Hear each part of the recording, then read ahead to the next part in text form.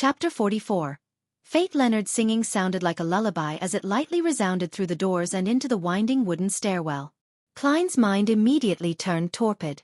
He felt like he saw a silent moonlight and serene rippling lake. His eyelids rapidly turned heavy as if he were about to fall asleep standing. Amid these indistinct sensations, he also felt a strange, formless, and indifferent focus on his back. It felt like he was wandering the spirit world himself. A baffling sense of déjà vu suffused as Klein suddenly found his train of thought once again. With his strong spiritual perception and extreme familiarity with cogitation, he barely escaped the influence of the midnight poem. However, he remained serene and could hardly evoke any emotions. Soon, Leonard stopped singing as he turned his head with a smile. "I'm considering asking Captain's permission to apply for a Fainapotter lute. How can there not be an accompaniment when singing? Haha, I'm just kidding. I can hear them asleep." The black-haired, green-eyed nighthawk with his poetic vibe took a stride forward and walked to the door that separated them from the kidnappers and hostage. He suddenly moved his shoulder and threw a punch at the door's lock. Crack! The wooden board around the lock shattered in a muffled manner. This requires precise control. Leonard turned his head and smiled. He then reached his hand into the hole and opened the door. Klein, who had regained consciousness, was not as confident as him. He reached under his armpit, drew his revolver, and turned the cylinder, making sure that he could shoot at a moment's notice. As the door swung back, he saw a man sleeping on a table with a gun by his feet. Another man was rubbing his eyes in a daze while trying to stand up. Bam! Leonard slid forward and struck the awakening kidnapper unconscious. Klein planned to enter as well when he suddenly sensed something. He turned around abruptly and faced the stairwell. Tap, tap, tap. Footsteps were approaching from below.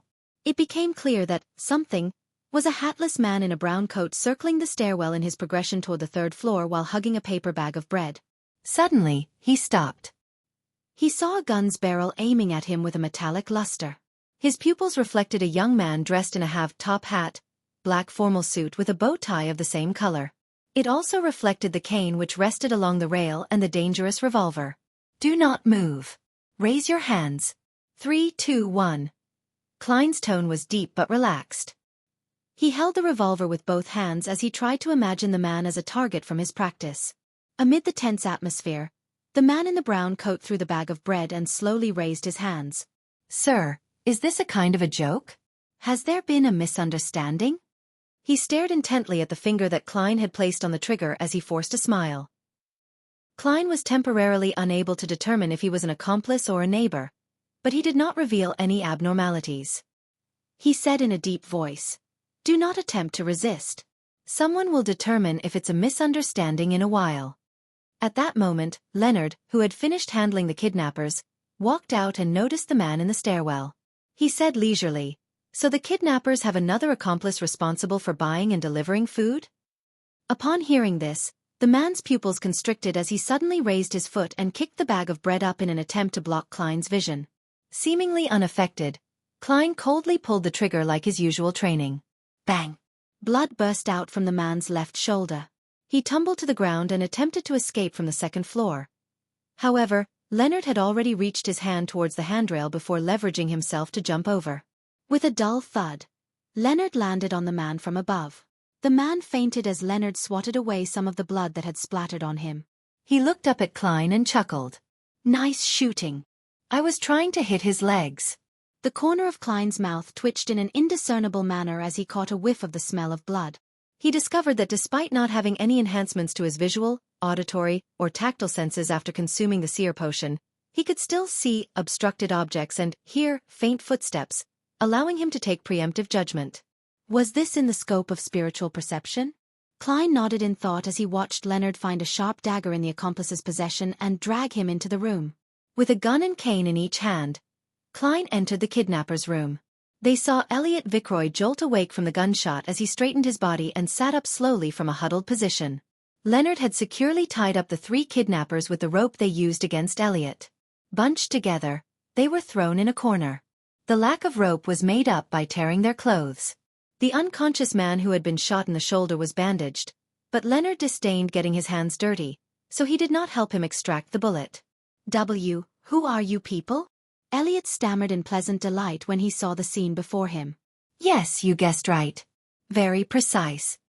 The genuflecting Leonard answered casually. I never expected this bastard to have some humor cells in him. Klein lowered his revolver and said to Elliot, We are mercenaries hired by your father. You can also call us security personnel. Phew, for real? Have I been saved? Elliot said joyfully without daring to make any movements. It was apparent that he had suffered quite harshly in the short few hours of being a kidnapping victim. He did not have the kind of rashness someone his age normally would have. Leonard stood up and said to Klein, Go downstairs and find some patrolling cops. Get them to inform the tobacco merchant. I do not wish to walk out with a child and 4 idiots like a kidnapper. Klein, who was wondering about the aftermath, nodded. He put away his revolver, picked up his cane, and walked to the staircase. As he went down the stairs, he had a nagging feeling that he had forgotten something. In addition, he heard Leonard say to Elliot, Don't be nervous. You will soon see your father, mother, and your old butler, Clee. Why don't we play a round of quint? Klein held back his laughter and walked out into the streets. With the help of pedestrians, he found 2 patrolling policemen. He did not use his badge and identification as a member of the Special Operations Department. Instead, he used his identity as a professional security company and recounted the happenings factually. As for him holding a gun, he was not worried at all. He had received an all-purpose weapon usage certificate the day before yesterday. His application was accelerated by going through internal channels. The 2 policemen exchanged looks and one of them left to gather reinforcements and inform the Viceroy family. The other policeman followed Klein to the kidnapper's room. After waiting for more than 40 minutes, Leonard signaled to Klein while the policeman was not paying attention. Klein was to sneak out of the room with him. Trust me, heading to the police station is an extreme waste of time. Let's leave first, the Nighthawk with the poetic bearing explained with a relaxed look. Since Leonard was making it clear that he would take any responsibility for any repercussions, he did not retort and followed in tow. Almost 5 minutes later, a few carriages rushed to the building where the kidnappers were. The old butler, Clee, disembarked with his portly master, Viceroy. Up to this moment in time, he was still in a daze. He found it incredulous that news would come so fast. It felt like a dream. Suddenly, he heard a crisp snap as he turned around. A 2-wheeled carriage drove past with its windows open. The black-haired and green-eyed Leonard had snapped his fingers again. After passing by Viceroy's carriage, Leonard closed the window, turned around, and looked at Klein. He extended his right hand and smiled. It was a pleasure working with you. I don't think we are on that good terms. Klein politely shook his head. He did not expect the kidnapping case to be resolved so quickly. All he could do was marvel at the capabilities of Beyonders. Even though he was just a half-assed Sequence 9 Beyonder, he was able to do many inconceivable things. This is a celebratory gesture of peace among aristocrats after a clash of swords, explained Leonard with a smile. I know. Klein had many aristocratic classmates. He looked outside the window and said with a frown, Shouldn't we confirm with Mr. Clee? If he believes that the police rescued Elliot, our commission will be halved. A total of £100. There was no doubt about their providing of the kidnapper's location from their meeting from before. Don't mind it. To us, money isn't that important, said Leonard with a shrug. It's very important to me. Klein forced a polite smile and said, Many poets died early from poverty. Leonard chuckled. I believe Elliot would not lie on this matter. I can tell that he still has some of his innocence left in him. However, you will not get much of the £200 commission either. How much would I get? Asked Klein immediately. As the unspoken rule has always been, half of the commission would be handed to Mrs. Oriana as additional funding for the team. The remaining would be split among members. A pity you aren't a formal member. You will only get about 10% of the remaining half. £10? That isn't bad either. Klein pretended to feel the pinch as he asked, Aren't you worried that the kidnappers will realize that they were under the influence of a Beyonder's powers after they wake up? They will not suspect anything. They will only believe that the weather was good and very conducive for sleeping, leading to them dozing off. They will even believe that the song existed only in their dreams. This is something we have verified before, answered Leonard very confidently. Instead, it's your demon hunting bullets that might arouse suspicion. Of course, You being a queer who enjoys mysticism would be a perfectly reasonable explanation. I see. Klein was relieved. He just kept feeling like he had forgotten or overlooked something. After returning to Zutland Street, Klein did not wait for Klee's arrival. He strolled to Welch's place and took a different route home. On the way, he bought some beef and olives for dinner. The meal was enjoyable as always, with the same three siblings chatting idly. However, there was an additional visitor. He was a worker responsible for collecting 1 penny for the gas meter. The evening grew dark as the siblings bade each other good night and returned to their rooms. Klein was sleeping soundly when he was suddenly awoken by something familiar outside. He opened the door in puzzlement and arrived outside the bedroom that no one stayed in. He pushed open the mottled door and saw a gray desk. There was a notebook on the table and its cover was made of hard paper. It was completely black in color. A baffling sense of déjà vu arose in him as he walked over and opened the notebook. The page he flipped open to was of a picture of someone dressed in gorgeous clothes and splendid headdress, the Fool. Beneath the Fool was a line in Hermes. Everyone will die, including me. Horror gripped Klein's heart as he suddenly realized that the corner of the Fool's mouth was curving up. FFFFFFFF. He sat up in shock as he saw crimson moonlight penetrate his curtains. He saw his bookshelf and desk and the silhouette of his own bedroom. He realized that he had had a nightmare. As a seer, he knew what dreams typically portend. Therefore, he began to seriously search through his recollections. Klein froze up when he did because he knew what he had missed out on today. While he was immersed in Leonard's singing, he had sensed a formless and indifferent focus on his back. The feeling of being observed felt different from the usual cogitation or experience he had from using spirit vision. It gave him a sense of déjà vu. According to Captain Dunn, once a feeling of déjà vu arose in him, it probably means. Klein suddenly sat straight and confirmed the feeling. Yes, it's that notebook. That Antigonus family's notebook. Chapter 45. Returning the Antigonus notebook is in the apartment across the kidnappers. Although it was very coincidental, Klein believed that his intuition was correct.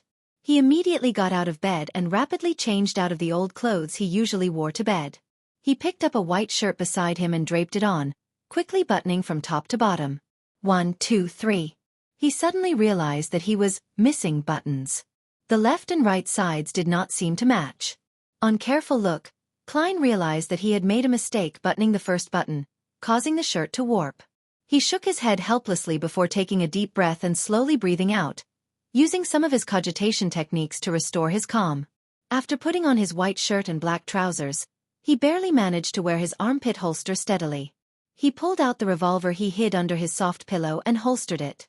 Without time to tie a bow tie, he draped his formal suit on and with a hat and cane in each hand, he walked to the door. After putting on his half-top hat, Klein gently twisted the door handle and walked into the corridor. He carefully closed his bedroom's wooden door and sneaked downstairs like a thief. He used a fountain pen and paper in the living room to leave a note, informing his siblings that he had forgotten to mention that he had to be early for work today. The moment he was out the door, Klein felt a cool breeze and his entire being calmed down. The street in front of him was dark and silent without any pedestrians. Only the gas lamps illuminated the streets. Klein took out his pocket watch from his pocket and snapped it open. It was just 6 in the morning and the crimson moonlight had not completely faded away. However, there was a hue of sunrise over the horizon. He was just about to seek out an expensive for-hire carriage when he saw a 2-horse, 4-wheeled trackless carriage approaching him. There are public carriages this early in the morning? Klein was puzzled as he went forward and waved for it to stop. Good morning, sir. The carriage driver stopped the horses skillfully. The ticketing officer beside him had his hand to his mouth while yawning. To Zutland Street. Klein scooped out 2 pennies from his pocket and 4 halfpence. 4 pence, the ticketing officer replied without any hesitation. After paying for the ride, Klein got onto the carriage and found it empty. It exuded a clear loneliness amid the dark night. You are the first one, said the carriage driver with a smile. The 2 brown horses widened their pace as they proceeded briskly. To be honest, I never imagined there to be a public carriage so early in the morning. Klein sat near the carriage driver and made idle chatter to divert his attention and relax his tense mind. The carriage driver said in a self-deprecating manner, from 6 in the morning to 9 at night, but all I earn is £1 a week. Are there no breaks? Inquired Klein in bafflement. We take shifts to rest once a week. The carriage driver's tone turned heavy. The ticketing officer beside him added, We are in charge of plying the streets from 6 to 11 in the morning. Following that, we have lunch and an afternoon break. Near dinner time, which is 6 in the evening, we replace our colleagues. Even if we do not need rest, the 2 horses will need it. It wasn't anything like that in the past. There was an accident that should not have happened. Due to fatigue, a carriage driver lost control of his carriage and it toppled. It resulted in us having shifts. Those bloodsuckers would never become this kind so suddenly otherwise. The carriage driver scoffed. Under the illumination of dawn, the carriage drove towards Zutland Street and picked up 7 to 8 passengers on the way. After Klein was less tense, he did not converse further.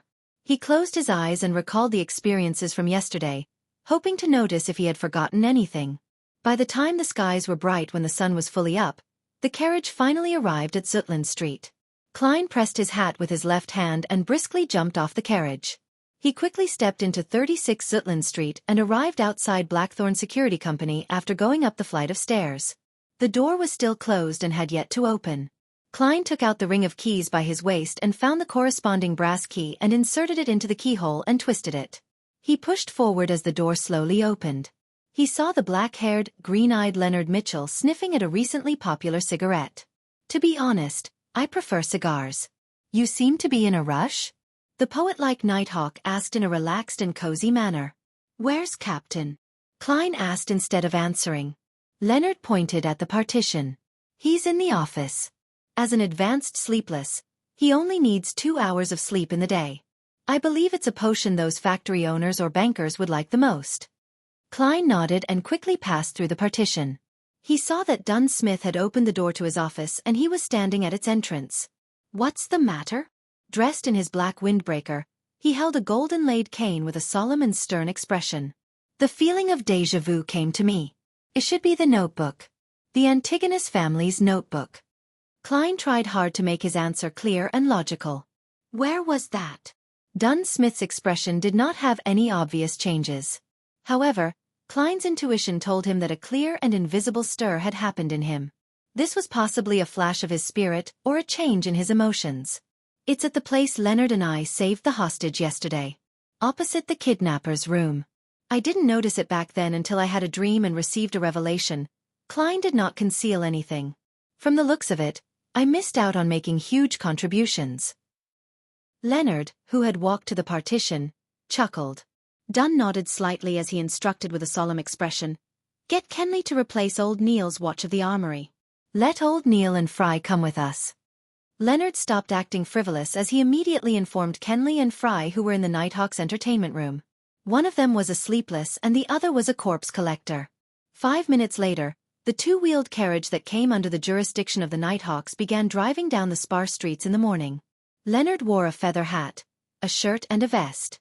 He stood in as the carriage driver, lashing out a whip from time to time, sending out a crisp crack. Inside the carriage, Klein and old Neil sat on one side. Facing them were Dunn Smith and Fry. The corpse collector's skin was so white it looked like it either had not been under the sun in a very long while or he had a severe blood deficiency. He looked to be in his 30s with black hair and blue eyes. He had a high nose bridge and his lips were very thin. He had a cold and dark demeanor and had a faint smell from often touching corpses. Repeat the situation again in detail. Dunn adjusted the collar of his black windbreaker.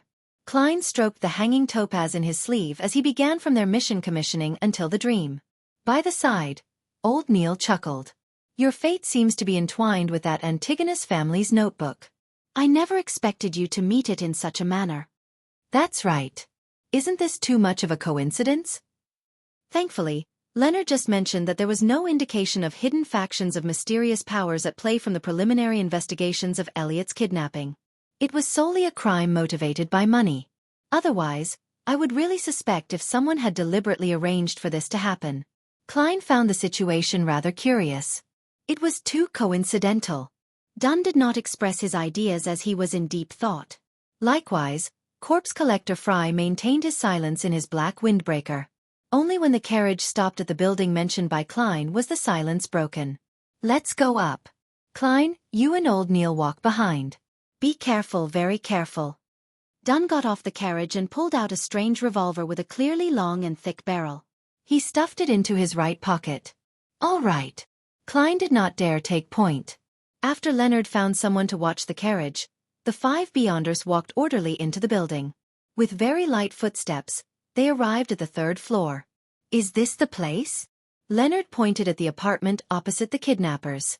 Klein tapped his glabella twice and activated his spirit vision. In this state, his spiritual perception was enhanced again. He found the door familiar as if he had once entered it before. Yes. He nodded in affirmation. Old Neil also activated his spiritual perception and after observing carefully, he said, "There's no one inside, nor are there any spiritual glows of magic." Corpse Collector Fry added with his hoarse voice, "There aren't any evil spirits." He could see many spiritual bodies, including evil spirits and restless wraiths, even without activating his spirit vision. Leonard took a step forward and, like yesterday, punched the door's lock. This time not only did the surrounding wood shatter, even the door lock flew and fell noisily to the ground.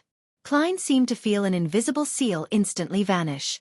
Immediately following that, he caught a whiff of an intense stench. "Corpse, a rotting corpse," Fry described coldly. He did not appear to suffer from nausea. Dunn reached out his black-gloved right hand and pushed open the door slowly. The first thing that they saw was a chimney. For early July, there was an abnormal heat emanating the room. In front of the chimney was a rocking chair. Sitting on it was an old woman dressed in black and white. Her head hung low. Her body was abnormally large. Her skin was blackish-green and swollen. It felt like she would explode from a simple prod, spewing a foul rotting stench from within.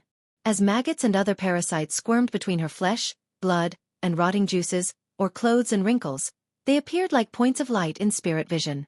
They seemed to cling close to an extinguished darkness. Pa! Pa! The old woman's eyeballs dropped to the floor and rolled a few times, leaving behind a yellowish-brown streak. Klein felt disgusted and being unable to tolerate the putrid stench any longer, he bent over and puked. Chapter 46. Portrait You. Klein squatted there, vomiting involuntarily. He was soon done with his puking since he did not eat breakfast. At that moment, a tin-colored square flask that looked like a cigarette box appeared in front of him. The mouth, which had lost its stopper, emitted a mixture of smells akin to tobacco, disinfectant, and mint leaves. It cleared up Klein's nose and rejuvenated him. The pungent smell continued to linger, but Klein no longer felt nauseous. He soon stopped vomiting. He traced the tiny flask up and saw a pale hand that did not seem to belong to a member of the living. He saw the mouth of a black windbreaker sleeve and saw Corpse Collector Fry with his cold and dark bearing. "Thank you." Klein recovered completely and with his hands on his knees, he stood back up. Fry nodded without any expression. "It'll be fine once you are used to it." He put back the flask stopper and put it into his pocket and turned around, walking to the highly decomposed corpse. Without gloves, he began examining the old woman. As for Dunn Smith and Leonard Mitchell, they paced slowly around the room, occasionally touching the table's surface or newspapers. Old Neil pinched his nose and stood outside the door, grumbling in a muffled voice. "Seriously gross. I'm going to request for additional pay this month." Dunn turned his head over and touched the wall beside the chimney with his gloved right hand. While doing so, he asked Klein, "Does this place look familiar?" Klein held his breath and constructed the silver pocket watch in his mind to calm down. With him already in his spirit vision state, he immediately felt different. A scene that came from the deepest recesses of his memories flashed past his eyes. Chimney, rocking chair, table, newspapers, the rusty nails on the door, the tin cans inlaid with silver. The scenes were dark and dull, like a documentary from Earth. However, it was even more blurry and illusory. The scene quickly stacked against what Klein was seeing. The feelings of déjà vu and having been here before presented themselves clearly. An illusory and ethereal scream seemed to pass through invisible walls. Hornasis. Phlegria. Hornasis. Phlegria. Hornasis. Phlegria. It feels a little familiar. Klein answered honestly while his brain felt a stabbing pain. Thankfully, he quickly tapped his glabella twice. Hornasis. The Hornasis mountain range that appeared in original Klein's diary? That is content that was deciphered from the Antigonus family's notebook. The murmurs were very similar to one of the previous ones. It involved the word hormesis. Is this a form of enticement? Klein was gripped by shock as he did not dare think deeper, afraid that he would place himself on the trajectory of losing control. Dunn nodded slightly and walked to a cupboard. He suddenly reached out his hand and pulled open its wooden door. The bread inside was moldy and there were about 7 gray, stiff dead rats. "Leonard, go downstairs to get patrolling cops and explain the situation here," instructed Dunn. "All right." Leonard turned and left the apartment. Following that, Dunn opened the door to 2 other bedrooms and did a careful search. After being certain that there were no clues as well as any sign of the Antigonus family's notebook, Fry also stood up. He wiped his hands with a white handkerchief he brought along with him and said, "The time of death was more than 5 days ago. There are no external injuries nor are there any clear signs that it was a result of beyonder powers. The exact cause of death will require a post-mortem." "Did you discover anything?" Dunn turned to look at Old Neil and Klein. The 2 who were no longer in spirit vision state shook their heads in unison. "Apart from the corpse, everything else is normal." "Actually, no. There was an invisible energy sealing the apartment in the beginning. As you know, there will usually be similar processes when we use ritualistic magic," Old Neil thought for a few seconds before adding. Dunn was just about to say something when he looked outside the door. A few seconds later, Klein and Old Neil sensed something and turned to look at the stairwell. A few seconds later, faint footsteps grew louder as Leonard walked up with a policeman. The policeman's expression changed once he caught the noxious smell. He immediately cooperated with his colleague from the Special Operations Department and began knocking on the doors of the residents on the 2nd floor to gain an understanding of the situation on the 3rd floor. Moments later, the corporal with his 2 silver chevrons looked at the corpse on the rocking chair. Katie Stephania Bieber. Between 55 and 60 years old. Widow. Has rented this apartment with her son, Ray Bieber, for more than 10 years. Her husband was formerly a gem artisan. Her son is about 30 years old and is single. He inherited his father's trade and earns about £1.15 solely a week. According to their neighbors, they have not seen them in more than a week. Before the policeman continued, Klein already knew the critical point that followed. Missing. To be more precise, it was unknown where Ray Bieber had gone to. The ancient notebook could very well be on him. "Do you have a picture of Ray Bieber?" Dunn looked at the police officer. He was acting as the role of a high-ranking inspector. However, it was not really acting since he was indeed a high-ranking inspector on the police department's roster. His salary and various allowances were also paid according to his rank. Of course, it did not include his salary from the church. The police officer shook his head nervously and said, "I'm not sure.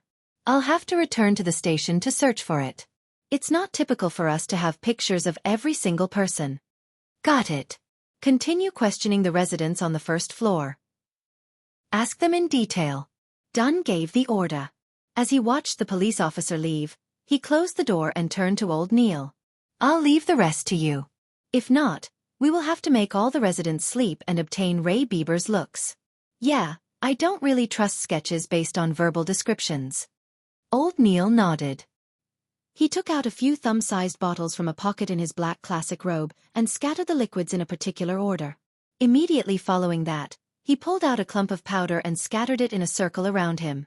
Strangely, a biting smell spread and was not influenced by the nauseating smells in the room. Klein also suddenly noticed that there was an invisible force field around him. It separated him from the environment and everyone else. It was like the room in its previous state. Old Neil half closed his eyes as his lips mumbled a soft and indiscernible incantation. Without being prepared, Klein vaguely heard the words, "Goddess, give me strength. We look forward to the protection of the night. Hum." A sudden wind tore through the windows and blew up the powder.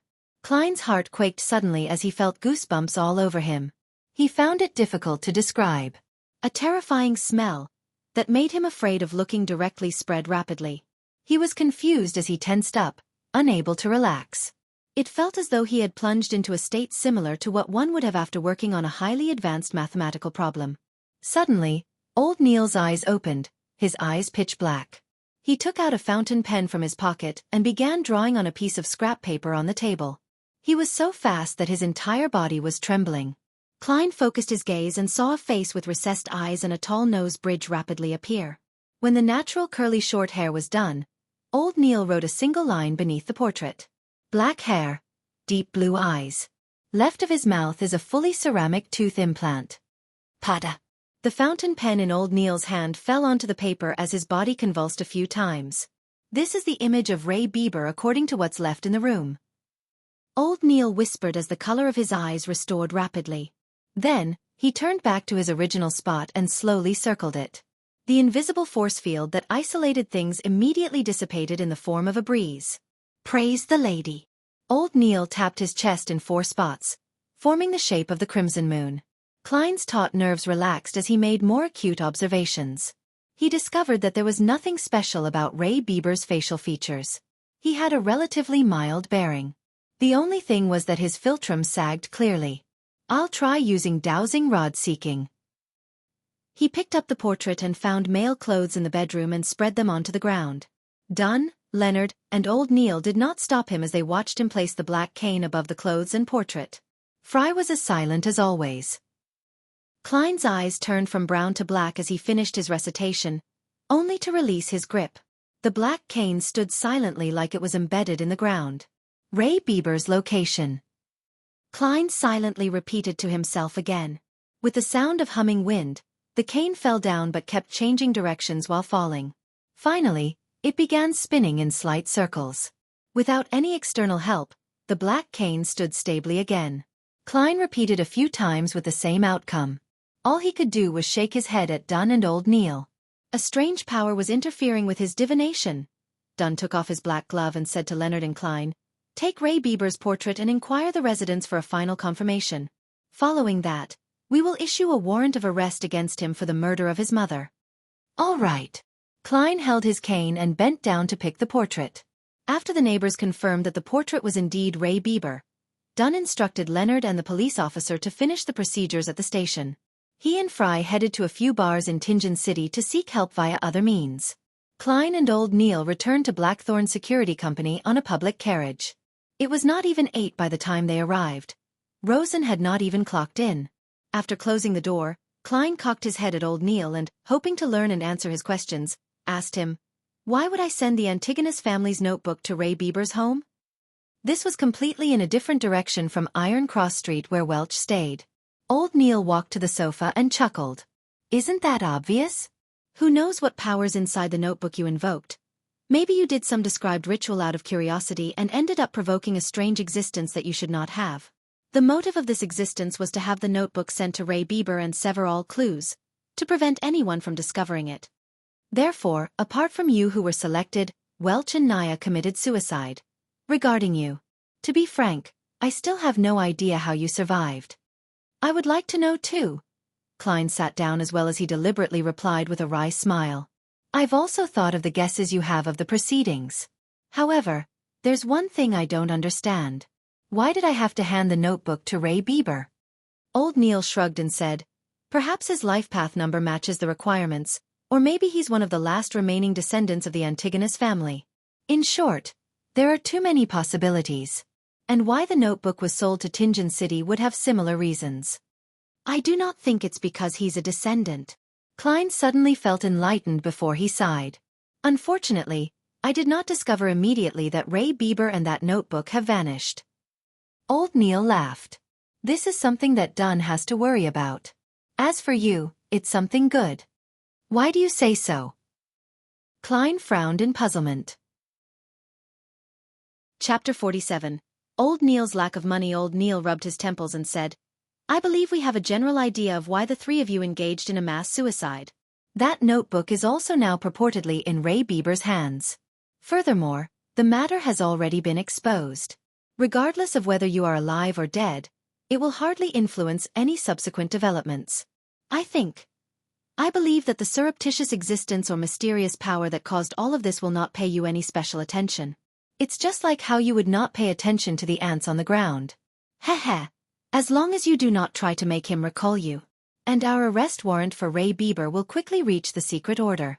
They will also be able to guess that it is related to the Antigonus family's notebook. Believe me, for a secret organization that has been in existence for more than 1,000 years, it has many channels of information.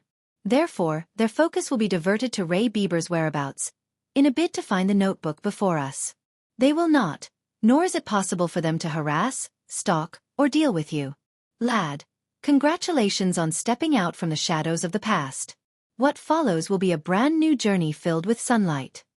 Klein nodded when he heard that as he said in a happy and relieved manner, I hope so. Having transmigrated here, he had been enveloped in uncertainty. Now, it felt like it had finally dissipated. However, Klein was still feeling uncertain because the notebook seemed to be tied to him in a certain manner. It went to the point of him bumping into remnant clues coincidentally from a normal mission of rescuing a hostage. He was afraid that there would come a day when a delivery man would send him a parcel, only to realize that it was that Antigona's family notebook after opening it up. Let's hope everything will go as old Neil described. He silently prayed. When old Neil heard his reply, he immediately scoffed. You don't seem to be a devout believer of the goddess. At this moment, shouldn't you be drawing the sign of the crimson moon at your chest and say, May goddess bless us? Mr. Neil, you don't seem like one either. A real devotee would not say, What follows will be a brand new journey filled with sunlight. Having been studying mysticism under old Neil, Klein had established a decent friendship with him, so he did not stand on ceremony to return a sarcastic remark. Both of them locked eyes and chuckled with great rapport. At the same time, they tapped their chests 4 times. Praise the lady! At that moment, they heard the grinding sounds of machinery as the main door to Blackthorn Security Company opened. The elegant Mrs. Oriana with her fashionably coiled hair stepped into the reception hall with a light green dress. Good morning, Mr. Neil. Good morning, Klein. She held a small leather handbag as she greeted with a smile. It's another fabulous day today. A pretty good day. Good morning, Oriana. You are still as beautiful as 10 years ago, replied old Neil with a chuckle. Oriana's eyes turned to slits as she upturned her face. Mr. Neil, the way you praise is still as infuriating as 10 years ago. She enunciated the words, 10 years. Is that so? Old Neil looked at Klein, confused. He wore a perplexed look. Never mention anything that will remind the ladies of their age. As a keyboard warrior that knew a little of everything, Klein instantly understood what had peeved Mrs. Oriana. He smiled lightly and said, Good morning, Mrs. Oriana. You are as beautiful as always. Thank you, our outstanding Koei University graduate. Oriana smiled with a nod before saying, That old butler has already paid the mission's commission. According to Captain's rules, half of it will be used as additional funds, while the other half will be split between you and Leonard. But since you aren't a formal member, you can only take 10% of the half. Come over later to sign for it. How much did he pay? Klein asked happily while also feeling the pinch. 200 pounds. This was what he said back then. Lord the esteemed Storm. I never imagined or believed that this was resolved just like that. This is even harder than us having a dream. Why is your security company so unknown? It's an insult to the entire industry. Mrs. Oriana mimicked the old butler's southern accent. Klein thought seriously for a few seconds before saying humorously, This is just too unfair for those kidnappers. 2 Beyonders had resolved the problem quickly using methods that could be described as easy and pleasant. This is like an adult bullying a few kids while in full combat attire. They were just too unlucky. They must have lost the protection of the divine, said Oriana with a soft laugh. I told the butler that we were only lucky. One of our informants happened to see the kidnappers bring the child into the hideout. Therefore do not have too much hopes for us. We really are just a very ordinary security company. Typically speaking, the more you emphasize something as ordinary, the more extraordinary it is. Klein lampooned with a smile. He watched Mrs. Oriana walk through the partition and enter the accounting room. Old Neil puckered his lips by the side and said enviously, You really are a lucky lad. You haven't joined us for long and you've encountered a job worth 200 pounds. Is that very rare? Klein asked in puzzlement. Prior to this, he was either studying history or mysticism, or wandering aimlessly outside, hoping to find clues with his spiritual perception.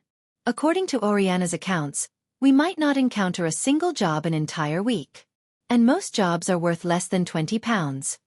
Old Neil rubbed the moonstone by his wrist and sighed. Following that, he looked at Klein with anticipation. If you encounter any similar jobs in the future, remember to inform me. Upon hearing old Neil's words, Klein suddenly felt a strange feeling arise in him. Therefore, he asked directly, Mr. Neil, you seem to be lacking in money. How much do you get paid a week?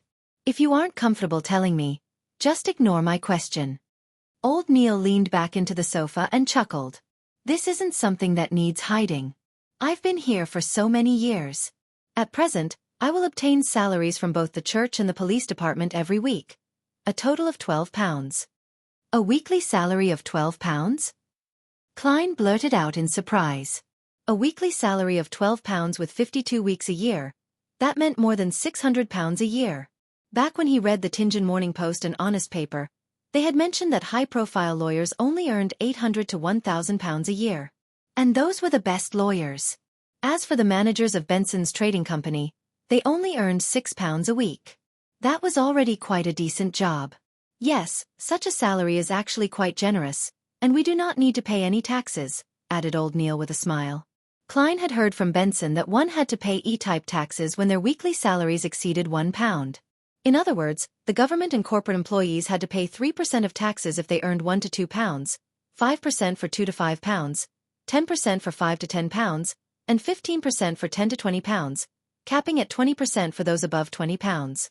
Other than that, he also read of 4 other kinds of taxes on the newspapers. A-type was related to land, housing, and other earnings from material items. It included property and rent. B-type was a tax paid by farmers. C-type was a tax on profits from bonds, funds, and equities. D-type was commercial, finance, or professional income. It's something admirable. Klein echoed Old Neil. However, Old Neil shook his head. Such a salary is insufficient for beyonders like us who have to frequently study the hidden mysteries, practice and attempt rituals. Aren't materials obtainable via application? Asked Klein in puzzlement. Old Neil scoffed. There's a limitation to it. At times, we have to give a sufficient legitimate reason. If you want to learn more and experiment in the field of mysticism, you can only spend your own dime to buy materials. It can be bought internally or at underground markets. Klein jolted in surprise as he immediately asked, There are beyonder materials that are sold in underground markets? I thought the churches would not permit their existence? He was lacking in means to obtain materials. With him having a mysterious organization in its nascent stages, he could not always have them settled via the Nighthawks, right? There's no way to control such matters. Yeah, from the viewpoint of mysticism, all beings are sentient with their spirits and they stem from the same source. The materials we use are not limited to those extraordinary creatures. It also comes from ordinary animals, plants, and minerals. For example, the poison hemlock, gold mint leaves, and night vanilla in the bottle of seer potion. They are items we can encounter frequently in our daily lives. They might not have any extraordinary characteristics, but they have special characteristics. Through concoction and blending, they will derive certain effects. Therefore, this is not a trade that the church can ban, explained Old Neil in detail. Without waiting for Klein to say a word, he continued. Besides, it's not only the core of extraordinary beings that are of use. For example, the Lavos squid. Apart from its blood, its eyeballs, skin, and tentacles are pretty good materials. Unless the church captures it entirely with its own manpower, to completely corner and control any outflows would be a tremendous financial burden. The lower the grade of the extraordinary material, the more it is so. They can only do their best to prevent the more special materials from flowing out. Old Neil suddenly laughed. There's another important reason. It's better to know of an underground market than not knowing of it. Under the premise that secret organizations have not been fully eliminated, this is a pretty good strategy. Besides, it can help us obtain materials we are lacking. Of course, with the existence of such markets, contraband items will appear. As long as it's not something ridiculous or overly dangerous, we will turn a blind eye to it. At most, we would use them to enrich our vaults. Is it because the few large churches put each other in place, so no one can take excessive action? Klein guessed. Old Neil acknowledged tersely but did not elaborate. I'm a seer. In the future, I'll definitely need to practice and will need more materials. Mr. Neil, can you take me to the underground market to have a look? Klein requested with a valid reason. Old Neil appeared to be placed in a difficult position. In fact, those guys who are active in those places are mostly not beyonders. Some of them might be aristocrats that like mystery or rich people who have inclinations towards mysticism. All right. I have a 30-pound bill that needs paying soon. It wouldn't be convenient for me to head over there for the time being. All right. Klein never expected the reason to be old Neil's owing of money. Moments later, he said with deliberation, Mr. Neil, do you need me to lend you money? I just earned a commission of £10. Haha, there's no need. I'll be able to settle it. Old Neil patted the sofa and slowly stood up. Sigh, age is truly an enemy that biological creatures can't fight. I'm exhausted from last night's watch. Yeah, revise what I've taught you later this morning. Read more documents. Tomorrow, I'll teach you the foundations of ritualistic magic. All right. Klein got up and bade him farewell by taking off his hat. When Captain Dunn did not return at noon, Klein pretended that he was still searching for the notebook as he roamed the streets again. Having earned £10, he no longer needed to wait for the next disbursement of the funds. He could head directly to the divination club. Cogitation and spirit vision have been occasionally producing murmurings and illusions. It made him eager to begin acting. Chapter 48. Hannes Vincent in the Divination Club situated at the second floor of 13 House Street, North Borough of Tianjin City. Klein saw the beautiful lady that attended to visitors once again. She was still having her brownish-yellow long hair coiled, making her look mature and elegant. It was hard to tell her age. Hello, Mr. Glassy isn't here today. Would you like to change fortune tellers today? Said the beautiful lady with a smile. Upon hearing that, Klein, who had just taken off his silk hat and put it back on, was immediately surprised. You still remember me? That was already 5 days ago. The woman puckered her lips into a smile. You are the first customer that sought Mr. Glassy's services. You are also the only one to this very day. It's hard for me not to have a deep impression of you. Was this the image of him being penny-wise, pound-foolish? Klein lampooned himself as he deliberated a question. When was the last time Mr. Glassy came to the club? The lady shot a glance at him and answered seemingly in recollection. To be honest, we are unable to grasp when our members will come and go. They have their free will and personal matters to tend to. Well, I do believe that Mr. Glassy hasn't come to the club since he told your fortune that day. I wish him the best of luck. May the goddess bless him. Klein prayed and did not ask further. Instead, he asked with a smile, I'm not here for divination services this time. I plan to join the club. Really? That's our pleasure. The lady expressed a timely look of surprised delight. For the first year as a member, the membership fee is £5. It will be £1 a year thereafter. I believe there's no need for me to describe in the details again. Klein took out a £5 note he recently received as he watched Henry Augustus I's portrait depart him. After seriously checking the anti-counterfeit watermark, the woman stored away the note seriously and handed a form to Klein. Please fill in your detailed information. Let me prepare the receipt for you. There's a receipt? You should bill it to Blackthorn Security Company. Klein was amused by his own thoughts as he picked up a fountain pen on the desk. With the blackish-blue ink, he filled in his name, age, address, and company information. However, he had deliberately left his date of birth empty. To a seer, that provided profound mysteries about his body through his life path number. After receiving the receipt and finishing his registration as a member, the lady extended her right hand. Congratulations on joining Tianjin City's Divination Club. I'm Angelica Ba Hart, your hard-working server. This is your member cufflinks. There are special inscriptions on them which will identify you as a member. Hello, Madam Angelica.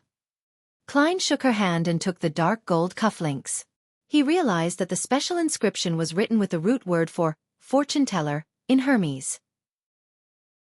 Angelica retracted her left hand and thought for a few seconds. Might I ask what divination arts you are most familiar with? Or would you prefer to learn some divination methods from the club? We will consider inviting famous fortune tellers of the corresponding domain to give classes. We will also introduce you members with similar expertise, so that you can have a good time interacting with them. I know a bit of every divination art. There's no need to give me any special considerations.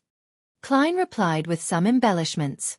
In addition, he inquired, can I begin telling the fortunes of others? I'm not a total rookie. He was here to act as a seer and not learn the divination methods ordinary people could learn. Angelica maintained a polite smile as she said, "You can tell the fortunes of people any time in the club. However, before we confirm your skills, we will not promote you when our customers ask. How much do you plan on charging for your fortune-telling?" 2 pence. Klein decided to gain an advantage with price while he was still unknown. "We will go by the standard of taking an eighth, so we will be taking a quarter pence for fees." Angelica repeated the various rules first before writing Klein's information into the fortune-teller album which customers could choose from. After all of this was done, she pointed at the meeting room at the far end of the corridor with a smile. "Mr. Hannes Vincent is currently explaining astrolabe divination. You can find a quiet spot to listen in. You can also raise your questions if there are any queries." "All right." Klein walked toward the meeting room with his interest piqued. He wanted to know the differences between what Hannes Vincent and old Neil said. At that moment, Angelica chased up and whispered, "Mr. Moretti, would you want coffee or tea? We provide Psy black tea, Southville coffee, and Desi coffee." Klein, who had been reading the papers regularly, knew that these coffees and black tea were considered as one of the inferior varieties, but he also knew that they were definitely of better quality than the ones he had at home. After some thought he said, "A cup of Southville coffee. 3 teaspoons of sugar without milk please." Lone Kingdom Southville was famous for its beer and red wine. Many important figures were fond of them. However, their coffee was relatively unknown. "All right, I'll send it to you in a bit." Angelica pointed towards the meeting room. Klein slowly walked to the half-closed door and heard a voice in a thick Awa accent explaining, "Astrolabe divination is a relatively more complex one among the divination arts. But that's only for ordinary people." Klein silently tagged on a sentence for the speaker. He saw about 5 tables placed in a circle inside the meeting room. It surrounded a middle-aged man in a black classic robe. Hannes Vincent. The gentleman had obvious dark circles. His brown hair was thick and hard. Each strand stood firmly like a porcupine's spikes. Apart from that, there was nothing unique about him. Upon seeing Klein enter, Hannes Vincent nodded gently without stopping his class. He only slowed down his speech. Klein had one hand in his pocket while the other held his cane. He found a seat to the sides and sat down, leaning back comfortably in the process. He scanned the circle of 6 members. There were 4 men and 2 women. Some of them were attentively taking notes, whispering, or returning Klein a rueful smile. After placing his cane down, Klein adjusted his half-top hat and tapped his glabella twice in the process. He cast his gaze at Hannes and saw the different colors, brightness, and thickness of his aura. Dark red. He's a little worried. Actually, every other part of his body is healthy except that part. I wonder what's wrong. Klein listened to the class while muttering to himself. At that moment, he clasped his right hand and covered his mouth to prevent his laughter from sounding. He suddenly felt like he was a quack. He was rather pleased with his spirit vision ability.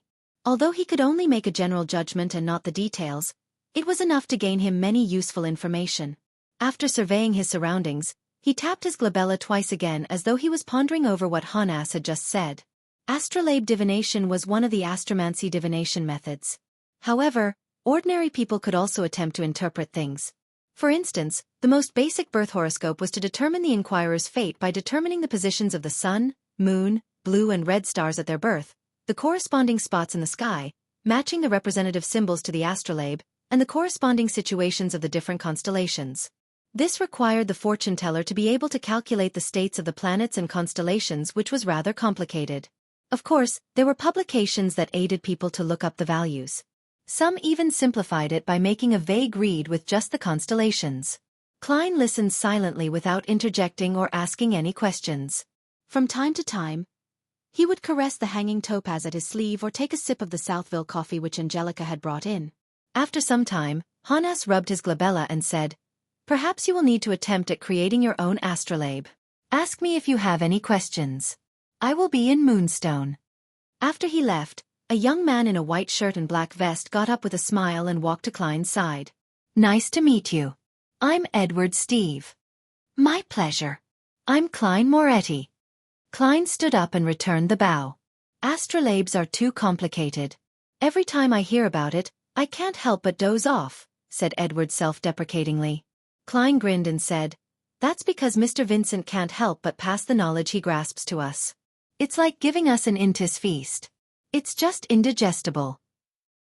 I'd be able to finish the intis feast. They usually use a huge plate to serve tiny bits of food. Edward chuckled and sat up. He asked out of curiosity, "Are you new? I've not seen you in the 2 years I was here." "I just joined the club today," answered Klein frankly. "What are you good at?" "I'm best at tarot and poker divination," Edward casually asked. "I know a little of everything, but just a little." Klein gave a description he used to give himself. He was not being modest since there was just too much mysterious knowledge he had not grasped in the domain of divination.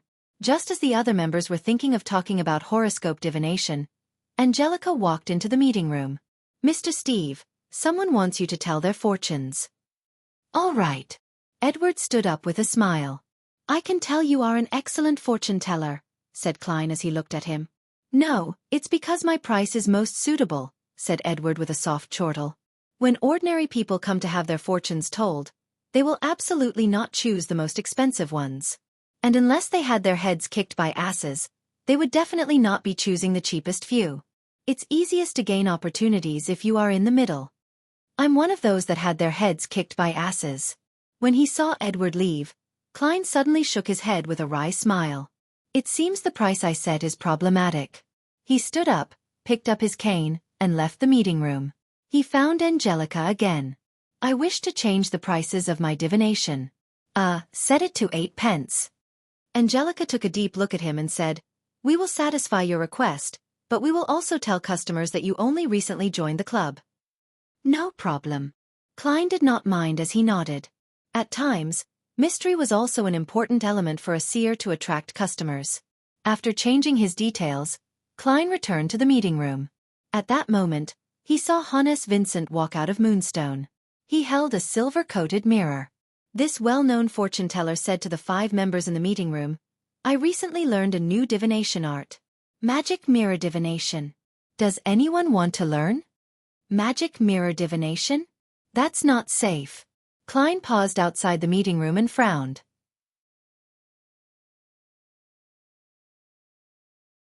Chapter 49. Divination art. As a seer who had just stepped through the gates of mysticism, Klein did not dare to claim he knew much. However, he was certain he knew more than ordinary people. He was aware that the various kinds of divination arts could be split into 3 categories based on particular standards. And that standard was based on the source of the revelation. The first category of divination included tarot, poker, pendulums, dowsing canes, and dreams. By using the inquirer's own spirituality and its communication with the spirit world to gain a revelation, it could be interpreted for an answer. However, spirit pendulums and dowsing canes had very high requirements of one's spirituality, spirit body, and astral projection. Non-beyonders were unable to obtain precise or clear revelations. Card divination provided fixed symbolism, presenting even an average person's faint revelation. Dreams were somewhere in between the other forms. The second category included spirit numerology and astromancy, as well as their derived forms. The fortune teller used either the personal details of the inquirer, or changes in nature before using calculations, inference, and interpretation to answer their questions. With this method, the initiative did not lie in the inquirer, but the fortune teller. The third category used an external third party, separate from the inquirer and the fortune teller. The Ouija boards that Klein was familiar with from his previous life belonged in this category. They used rituals to ask for a direct answer from the unknown or the supernatural. Even though there was a high chance that an average person would not succeed, there were cases where they managed to communicate with malicious spirits or entities that drove them to insanity. These methods of divination usually led to tragedies. The magic mirror divination that Hannes Vincent mentioned belonged to the third category. In mysticism, mirrors were connected to the unknown and mystery, like they were the doors of the spiritual world. Thus, Klein stopped outside the meeting room, intending to learn how the famous fortune teller would explain the divination. Klein wanted to ascertain if he needed to inform the captain or not, raiding him at night. Of course, there was a safe way to do the magic mirror divination. One could ask for answers from the 7 orthodox divinities. Even if it was very difficult for an ordinary person to receive any real revelations, they would not be in any danger or suffer any after effects. The magic mirror divinations that were strictly controlled by the Nighthawks and mandated punishers were those that asked evil gods or mysterious existences for help. Furthermore, the fortune teller couldn't randomly fabricate things. Some phrases or qualities had the potential to invite the attention of unknown entities. In the world where the powers of the Beyonders exist, such divinations would often lead to tragedy. Klein even suspected that the original Klein, Welch, and Naya had committed such a forbidden divination by following the instructions of the Antigonus family's diary. At that moment, Hannes also explained the principle behind magic mirror divination and described the actual process. First, you choose a suitable time and date according to the divinity you believe in. You can decide this using the astromancy manual. For example, we all know that Sundays symbolize the Evernight goddess, for Sunday is the embodiment of rest. 2 to 3 in the early morning, 9 to 10 in the morning, 4 to 5 in the evening, and 11 to midnight are all related to the moon. Thus, they are controlled by the Evernight goddess. Thus, fortune tellers that pray to the Evernight goddess can use magic mirror divination during these times on a Sunday. Quite a good foundation. Klein nodded slightly while using the half-closed door to the meeting room to conceal himself. It had to be said that with the 7 major churches keeping each other in check, some mysticism knowledge had indeed leaked. For example, many of the meanings behind the symbolism could be found in the astromancy manual.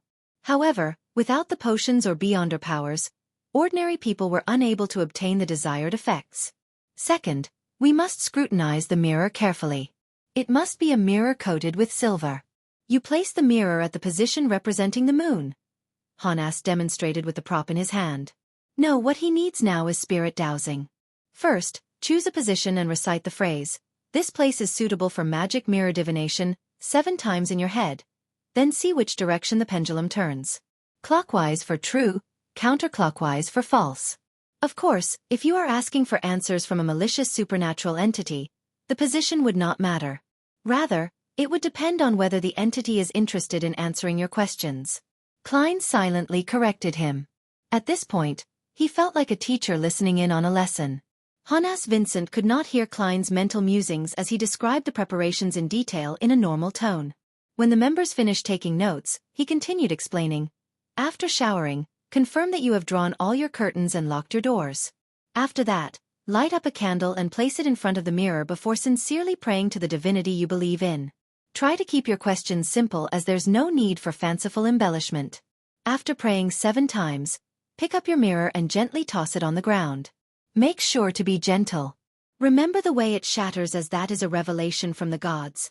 I will tell you the main symbolisms in a second. Phew.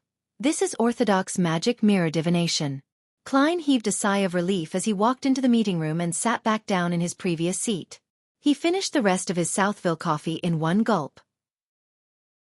So-called orthodox divination meant that it was possible to obtain revelations, but it was impossible to truly interpret it. And for Beyonders who reached this step, they could look straight into the mirror to obtain clear information if they received a response. As there were many potential symbolisms after the shattering, Hannes taught for a long while.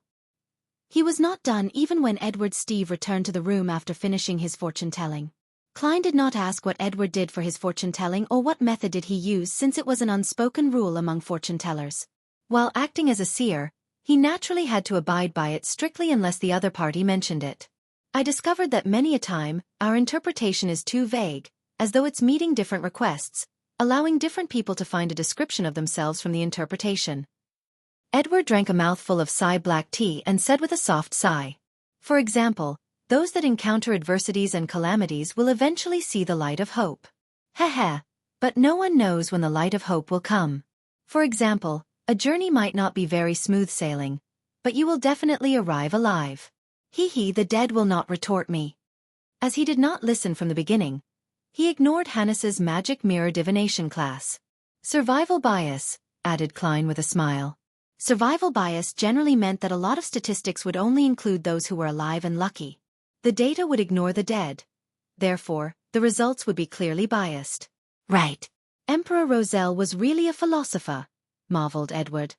Speechless, Klein raised his empty cup and pretended to take a sip. The members were fully immersed in the study of horoscopes and magic mirror divination the entire afternoon. Occasionally, they would also discuss with Klein and Edward. And when that happened, Klein would try his best to meet his duty as an informal member of the Nighthawks. He would try hard to steer the topic away from anything related to beyonders or dangerous ideas. However, he failed at the thing he wanted to do the most. A few inquirers came, but none of them picked him to do their fortune-telling. Perhaps I have to be more proactive in entertaining them. Should I use a few phrases like, "You are plagued with bad luck," "You have been unlucky recently," or "Nothing you do will happen smoothly"? No, that's nothing like a seer. With this in mind, Klein could not help but shake his head in self-deprecation. He picked up his cane, stood up, and left after bidding everyone farewell. At 5:30, Edward Steve put on his coat and was prepared to walk out the divination club when he suddenly saw a familiar figure. "Good afternoon, Glassy. Long time no see," he greeted with a smile. He saw his friend with similar interests as him wear his usual format suit with a black bow tie.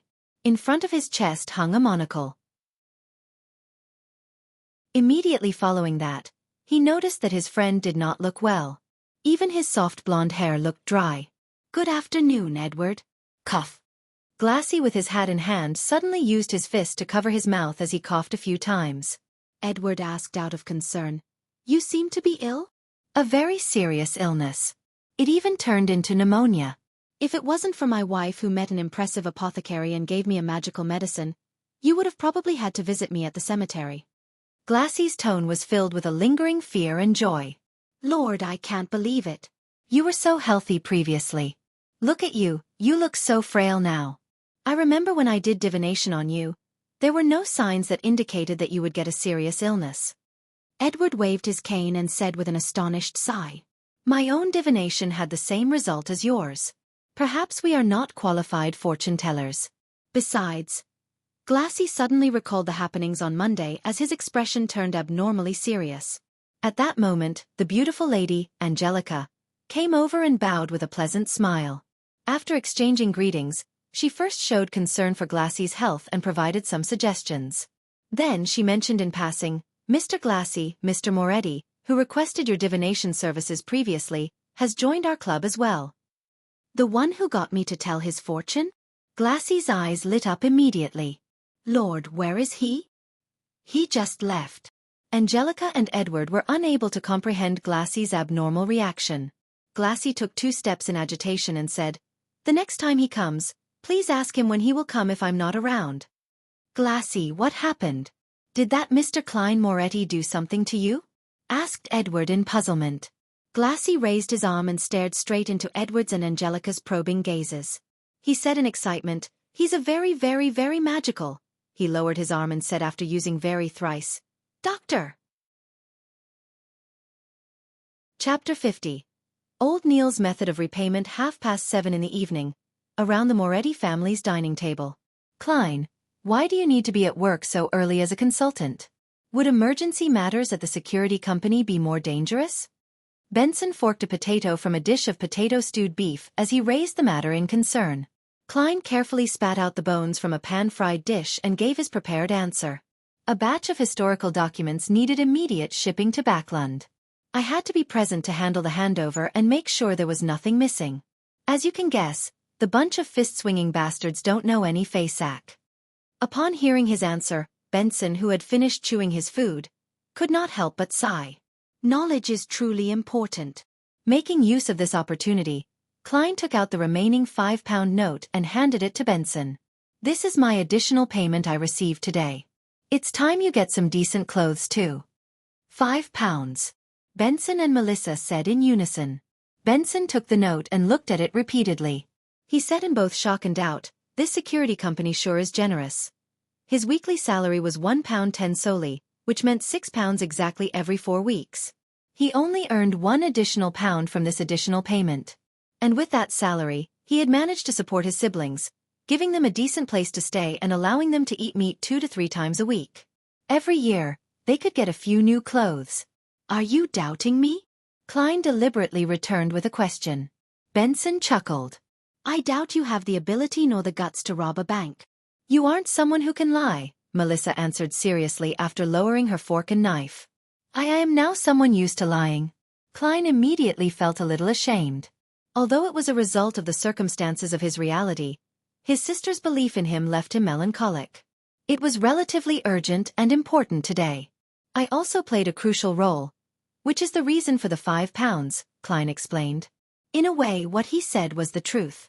As for the £5 that he would be reimbursed with, the one he would use to join the divination club, he planned on concealing it. Firstly, if he brought £5 home again, he would truly scare his siblings, making them suspect he was doing something illegal. Secondly, he had to save to buy additional materials to practice being a seer and to grasp more mysticism knowledge. Benson bit off a mouthful of wheat bread in satisfaction and thought for more than 10 seconds.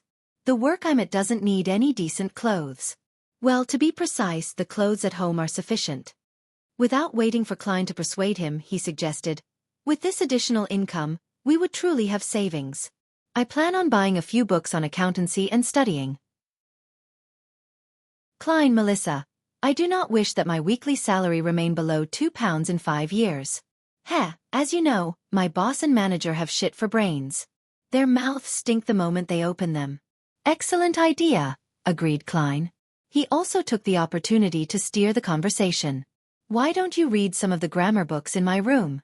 To be truly dignified and to earn a handsome pay, that's something rather critical. Perhaps in the times to come, the civil servant examinations will appear in Lone Kingdom. Preparing ahead of time would give him the advantage. Benson's eyes lit up when he heard that. I've indeed forgotten about that. Here, let's toast to a beautiful future. He did not drink rye beer. Instead, he poured clear oyster soup into 3 cups and clinked his cup with his siblings. After drinking the clear soup, he looked at his sister who was wrestling with the pan-fried fish. He chuckled and said, aside from Benson's books, I think Melissa needs a new dress too.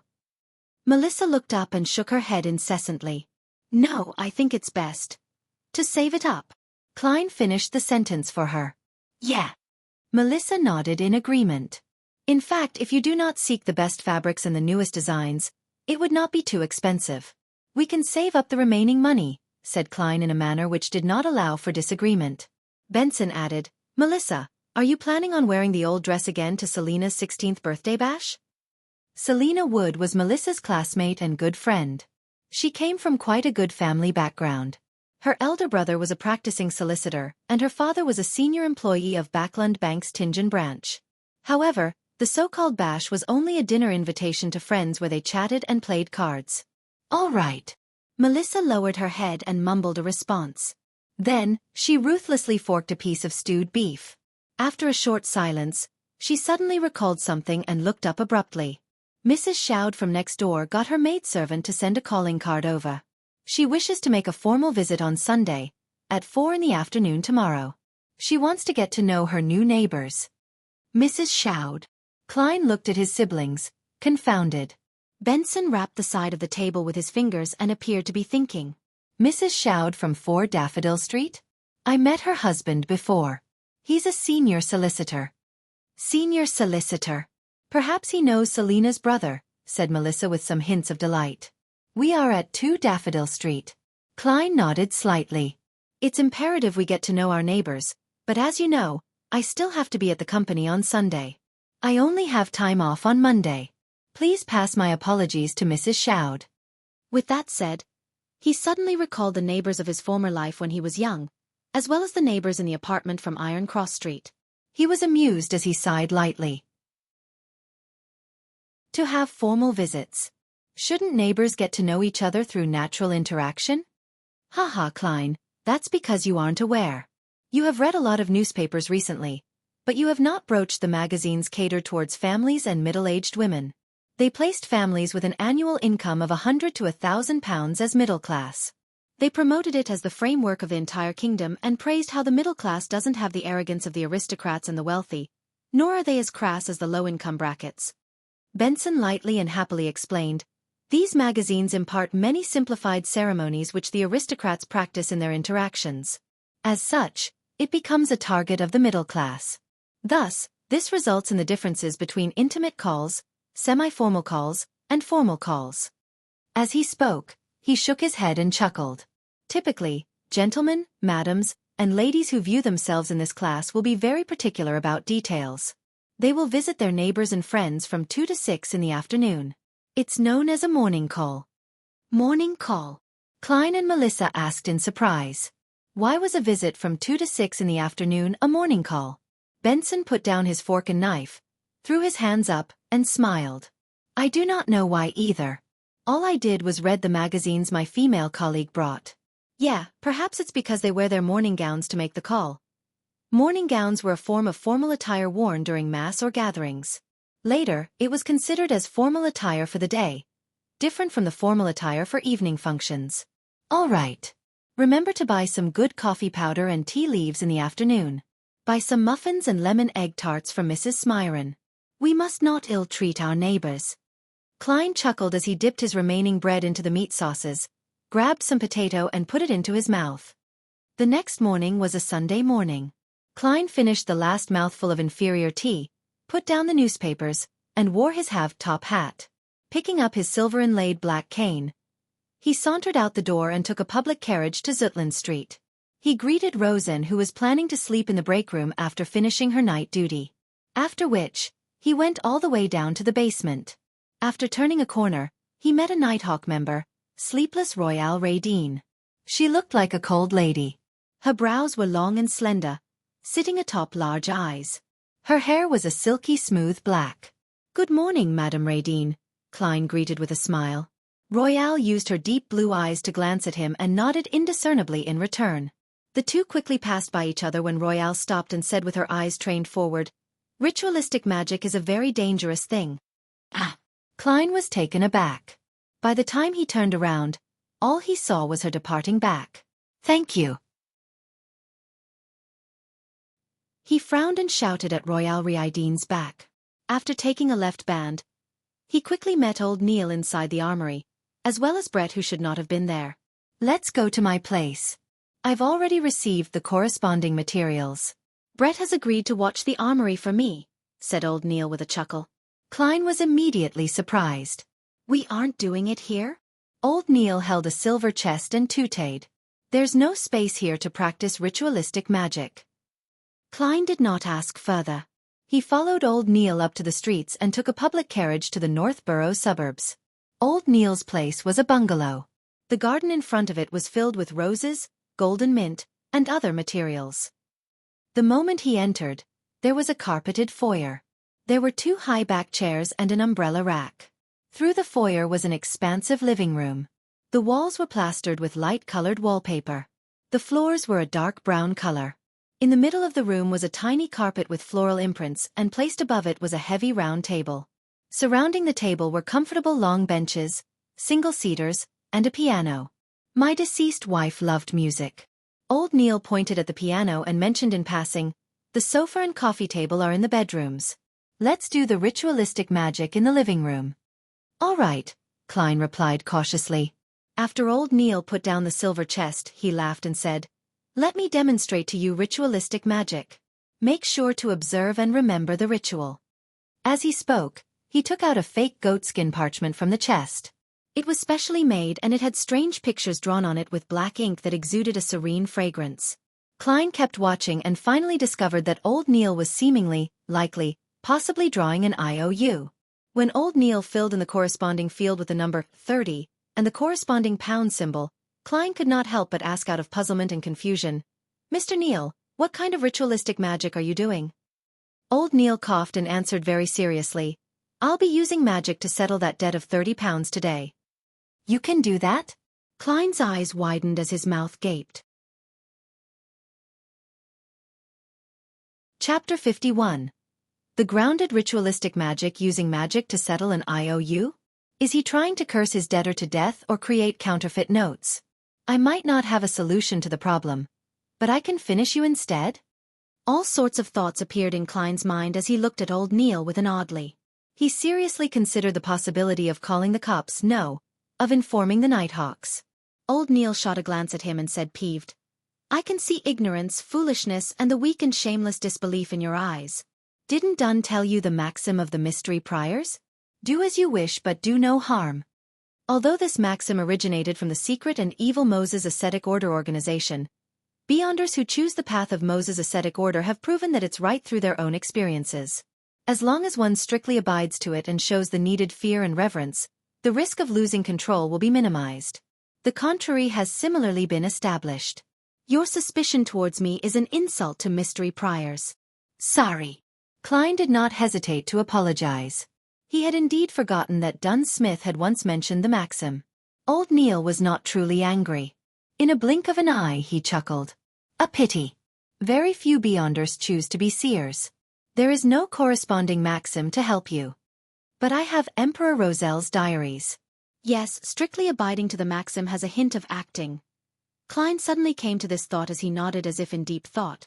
Old Neil did not continue. He removed the vases and other items from the round table and placed them in a corner.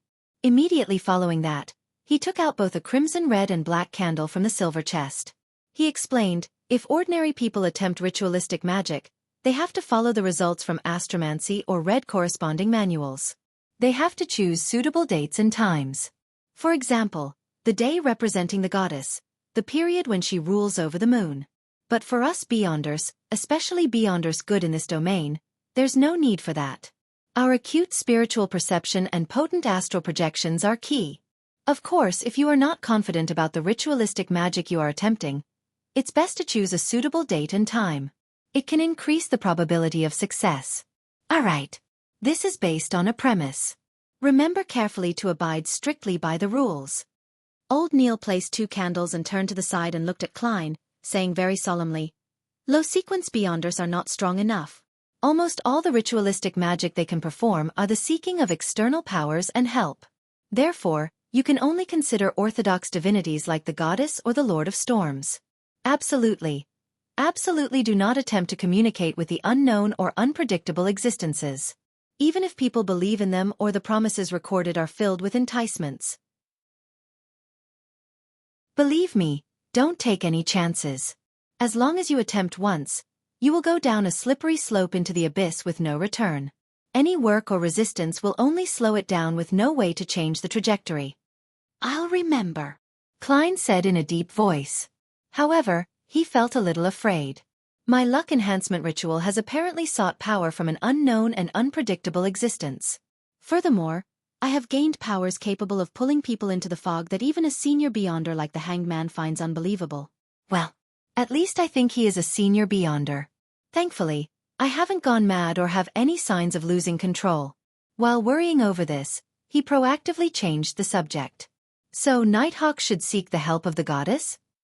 No one will stop you if you pray to the Lord of Storms.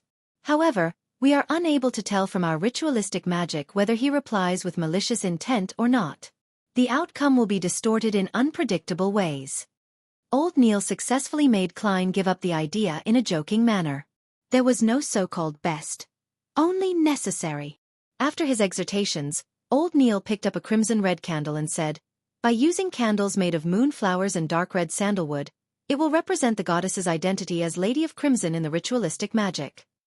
He pointed to the black candles and said, candles made of night vanilla and slumber flowers represent the night.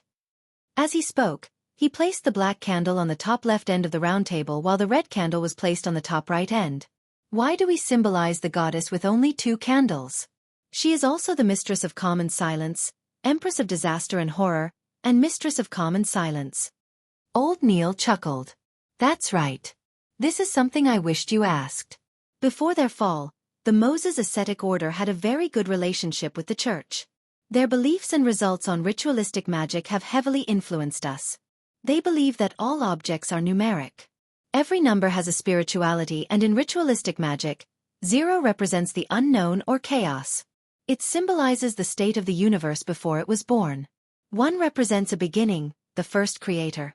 2 represents the world and various divinities that were produced from his body. 3 represents contact between divinities and material objects to create all things. Here, using 2 candles represents the goddess while the 3rd candle is for you. Which 2 candles and which 2 symbols to have depend on the intended effects of ritualistic magic. 3 begets all things? All things stem from 3? Klein could not help but recall certain things from his previous life. Seeing Klein listen attentively, Old Neil took a 3rd candle and said, this is the candle representing me. It's a very ordinary candle which only has a little bit of mint added. Take note that plants like roses, lemons, mint, moonflower, night vanilla, and Slumberflower are beloved and cherished by the goddess. Viewing it from another angle, the 3 candles represent the bodies, spiritualities and godhood of every person. After finishing the description, old Neil placed the 3rd candle in the middle of the round table. He then took out a bottle of concocted, full moon essence oil, a huge cauldron engraved with the dark sacred emblem, a silver knife with gorgeous patterns, a cup of water, and a saucer of coarse salt. To beyonders who are not good at ritualistic magic, there is a need for bells, crystal balls, silver cups, incense or other supplementary items. However, mystery priors and seers have no need for that. These artifacts are already sufficient. Old Neil placed the fake goatskin parchment with the IOU just below the cauldron and used a special quill to hold down one corner. He turned to Klein and said, "Ritualistic magic needs a clean spiritual environment where you will not be disturbed. And that requires us to create it. The steps are to first enter cogitation. Focus your mind and with the supplementary items, draw out our strength and construct it around us." For example, Ray Bieber's house had used holy night powder while I'll be using a ritual silver dagger. Throughout the entire process, we have to go according to the outcome we desire to confirm the symbolism and corresponding incantation. Incantations are best done in Hermes because ancient Hermes stemmed from nature. It's akin to ancient Dragonish and ancient Elvish. The effects are very direct, lacking the necessary concealment and protection. It easily causes the caster to fall into danger. This is also why it has been modified. However, it's more effective. Alright, I have to focus on the ritualistic magic. I won't explain things to you any further. Pay attention by watching and listening. Remember any problems and ask me when everything is done. Alright. Klein took 2 steps back and trained his eyes on old Neil. Old Neil's eyes rapidly darkened as invisible wind around him spun. He was silent for a moment, going from left to right, then up to down, using his psyche to cause friction and consecutively light up the 3 candles. Following that, he picked up the silver knife and stabbed it into the coarse salt. Then he chanted in Hermes, "I sanctify you, blade of pure silver. I cleanse and purify you, allowing you to serve me in this ritual. In the name of the Evernight Goddess, the Lady of Crimson, you have been sanctified." After a short but powerful syllable, old Neil drew a silver knife and inserted it into a cup of clear water. Then, he raised it and pointed to the space beyond the round table. He aimed the blade tip in the periphery and took a step forward, circling the round table. Every step he took made Klein feel an invisible energy spew out of the silver knife.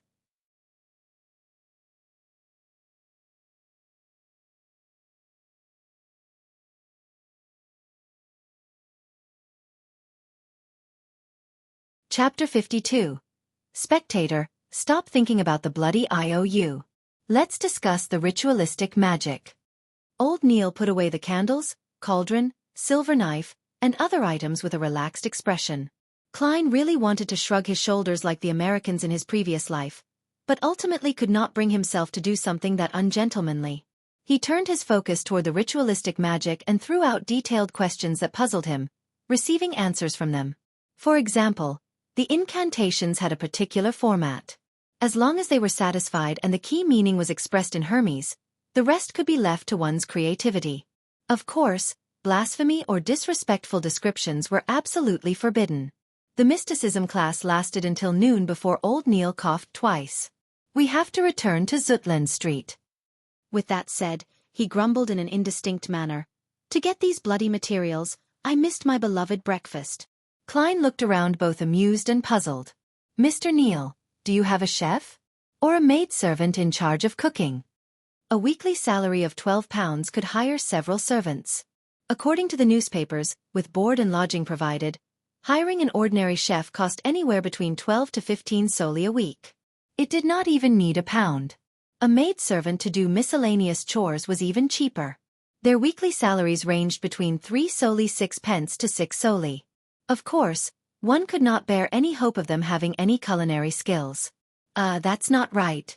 With Mr. Neil's debt of £30, it's only normal he doesn't hire any chefs or servants. It seems I've asked another question I should not have asked. While Klein regretted his question, old Neil shook his head without minding it. "I often attempt ritualistic magic, research extraordinary items, and read corresponding documents at home, so I don't know, is it possible that I hire ordinary people as chefs, butlers or maidservants?" I only hire someone to clean up the place regularly. And if they are not ordinary people, do you think they will be willing to do such jobs? I seem to have asked a silly question. It's possibly because I will not do anything that involves mysticism at home, explained Klein in a self-deprecating manner. Old Neil had long stood up, wore his round felt hat, and while walking out the door, rambled on. I seem to smell pan-fried foie gras. Once the IOU is completely settled, I'll definitely have one set. For lunch, I'll definitely eat roasted pork glazed with apple juices. No, that's not enough.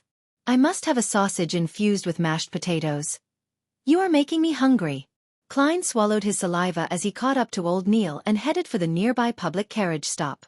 After returning to Zutland Street, Old Neil suddenly grunted after stepping down the carriage. What do I see? Goddess, what am I seeing? He was suddenly as nimble as a 17 or 18-year-old lad. He quickly came to the roadside and picked up an item. Klein leaned close out of curiosity and looked carefully. He realized it was a wallet with fine workmanship. With his lack of experience, he could barely tell if the dark brown wallet was made of buffalo skin or sheepskin, but he noticed a small light blue logo embroidered on the side of the wallet, a white dove spreading its wings as if ready to take off. That was Klein's first impression. The second thing he noticed was the stack of paper notes in the bulging wallet. There were more than 20 gray notes imprinted with black ink. Gold pounds. Old Neil opened up the wallet and pulled out the notes. When he looked at it carefully, he immediately chuckled. 10-pound notes. The Honorable Founder and Protector, William I. Wow, Goddess, there's a total of 30 notes. There's also a few 5-pound notes, 1 pound and 5 soldi notes. More than 300 pounds? That's a huge amount of money in every meaning of the word. I might not even earn that much in 10 years. Klein's breathing turned heavy involuntarily. As the amount of gold pounds was immense, picking up such a wallet was equivalent to picking up a briefcase of banknotes in his previous life. I wonder which gentleman dropped it. He can't be someone ordinary, analyzed Klein calmly. Such a wallet was clearly not a woman's. There's no need to care who he is, said Old Neil with a chuckle. It's not like we attempted to divine and take money that doesn't belong to us. We should wait here for a moment. I believe the gentleman will soon be back searching for it. It's not something that can be given up no matter who it is. Klein heaved a sigh of relief. He had a brand new understanding of Old Neil's morals. He was rather worried that he would have used the goddess's bestowment as an excuse and paid off his debt. He was still wondering how to prevent it and persuade him otherwise. Is this do as you wish but do no harm? Klein suddenly learned something new. The duo did not wait more than a minute by the streets when a luxurious four-wheeled carriage zoomed over. Its side had a light blue logo with a dove spreading its wings. The carriage stopped, and a middle-aged man dressed in a black formal suit with a bow tie of the same color alighted. He looked at the wallet, took off his hat and said politely, "Sirs, that should be my master's wallet. Your logo is proof of everything, but I need to make additional verifications. This is to be responsible for all parties. Might I ask how much money is there in the wallet?" replied Old Neil politely. The middle-aged man was taken aback as he said in a self-deprecating manner almost immediately, "As a butler, I do not know how much money master had in his wallet. Sorry. Please permit me to ask." "As you wish." Old Neil gestured for him to do as he pleased. The middle-aged man walked to the carriage's side and through the window, conversed with the person within. He approached Klein and Old Neil again and smiled. "More than 300 pounds, but less than 350 pounds. My master does not remember the exact number." "Does not remember. That's really some filthy rich guy. If I had that much money on me, I would definitely be counting it again and again." Klein was filled with envy. Old Neil nodded and handed the wallet back. "With the goddess as proof, this belongs to you." The middle-aged man took the wallet over and did an estimate before pulling out 3 10-pound notes. "My master is Sir Deweyville. He wishes to commend your morals. This is what an honest person should receive. Please do not reject it." "Sir Deweyville? The one who established the Deweyville Trust? The Sir Deweyville who provided cheap rental apartments to the working class?" Klein immediately remembered the name. He was a knight that his brother respected but did not believe was grounded in reality. "Thank you, Sir Deweyville. He is a kind and generous gentleman." Old Neil did not stand on ceremony as he received the 3 notes. After watching Sir Deweyville's carriage depart, he turned to look at Klein when he saw that there was no one around. He flicked the notes and chuckled. £30. The IOU is settled. I said it will be settled in a reasonable manner. This is the power of magic. Holy fucking power of magic. That actually works. Klein was once again flabbergasted. A few minutes later, he entered the building's stairwell and while heading to the security company, he asked puzzledly, Mr. Neil, why didn't you ask for more money? Do not be greedy. One must take care not to be greedy when doing ritualistic magic. Temperance is a critical trait needed by every mystery prior if they wish to live long, explained old Neil happily. In a huge ballroom, candles were burning on a few chandeliers, emitting a fragrance that soothed the minds of people.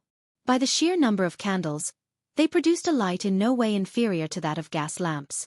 There were long tables with pan-fried foie gras, grilled steak, roasted chicken, fried tonguefish, desi oysters, mutton stew, cream soup, and other delicacies.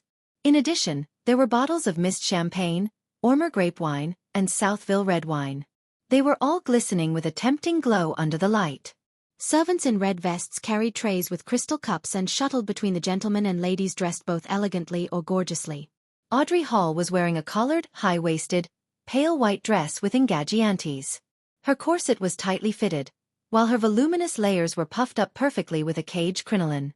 Her long blonde hair was coiled up in an elegant bun and the earrings, necklace, and rings she wore sparkled brightly.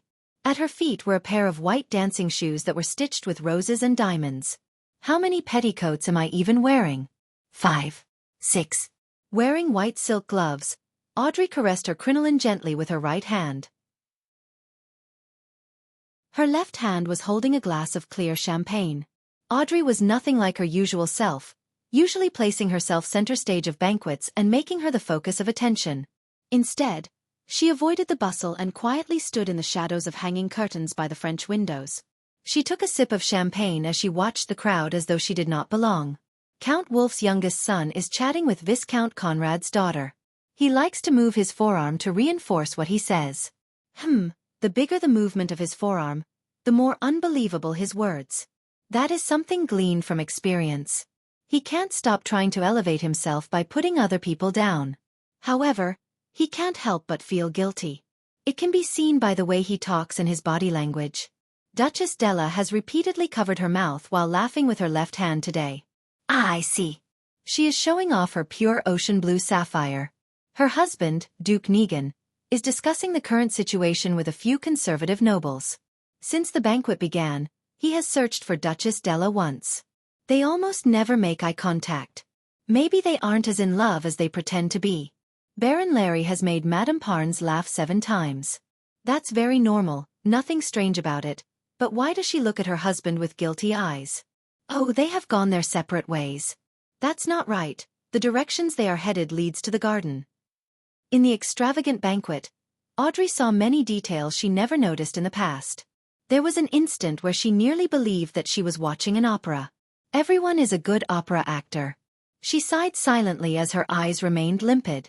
At that moment, she suddenly sensed something and turned her head. She cast her gaze onto a dark corner in the large balcony outside. In the shadows was a huge golden retriever sitting there silently. She was looking inside at Audrey while half her body was hidden in the darkness. Susie. The corners of Audrey's mouth twitched as her expression instantly changed. She could no longer maintain her state as a spectator.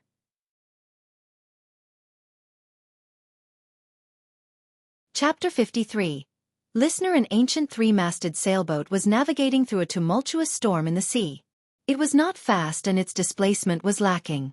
With the weather and the sea looking like a cataclysmic scene, the sailboat was like a withered leaf separated from its tree. However, regardless of how the typhoons rampaged or how terrifying the waves were, it continued sailing peacefully without any signs of tilting. Alger Wilson stood on the empty deck as he looked at the massive waves that resembled mountains. His thoughts were a mystery. It's going to be Monday again, he muttered silently to himself. It was the day belonging to Mother Earth, the beginning of a series of waxing and waning. However, it meant something different to Alger. It belonged to a mysterious existence forever enveloped in grayish-white fog. At least I haven't been reduced to a madman. He stopped looking around as he gave a self-deprecating chuckle. At this moment, one of the only few sailors he had leaned over and asked reverently, "Your Grace, where are we setting course for this time?" Alger surveyed his surroundings and said in calm voice, "Pursue the listener from the Aurora order." The storm subsided as mist emanated. On a strange sailboat with cannons on board, an 8 or 9-year-old boy with soft yellow hair was looking at pirates around him in fear. They were disorderly. Some enjoyed barrels of beer, some swung around with ropes, others mocked each other, and some even fought with their fists. He turned to look at a black-robed man standing in the shadows. He suppressed his voice and asked, "Father, where are we going?" 5 days ago was his first time seeing his father, a father who proclaimed to be an adventurer. If not for the oil painting his late mother left him that confirmed his father's identity and the fact that the orphanage had opened its doors to him, he was absolutely unwilling to leave his hometown and follow his only kin who was also nearly a stranger. The man in the shadows lowered his head and looked at his son. With an amiable expression he answered, "Jack, I'm bringing you to a holy place, a holy residence where the Creator once lived." "Is that the kingdom of God? We mortals can only enter by winning His grace." Jack had been well educated by his mother and knew this much. He was both surprised and fearful about the matter. Standing in the shadows, the man had an unforgettable jawline as though he was a sculpture chiseled by the best artisan.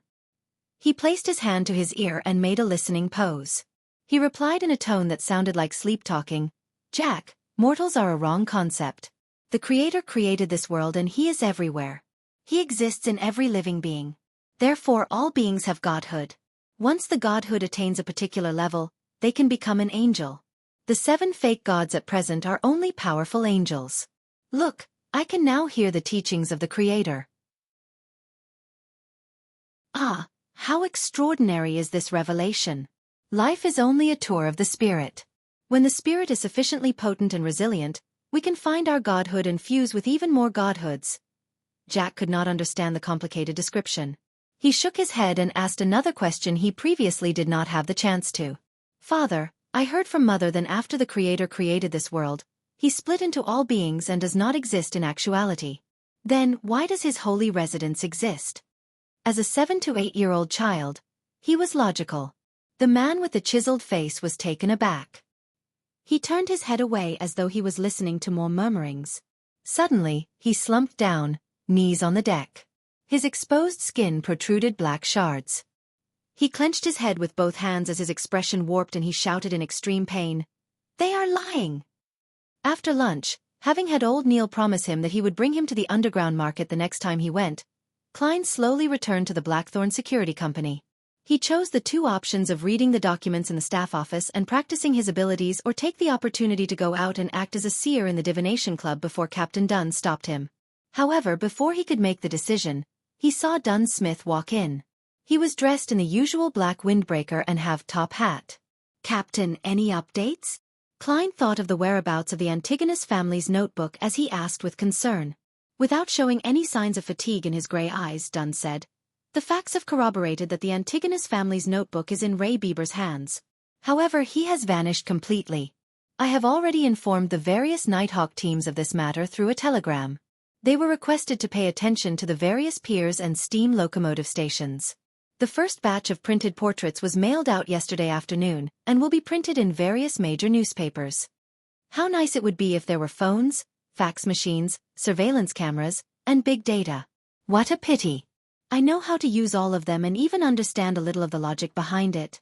Klein exhaled silently. "But regardless, we can consider ourselves as having found the notebook. And this is all thanks to you. Of course, it still needs another round of confirmations. I have already sent a telegram to the Backlund Diocese, requesting them to escort sealed artifact 2-049 here. It was once a dangerous item of the Antigonus family.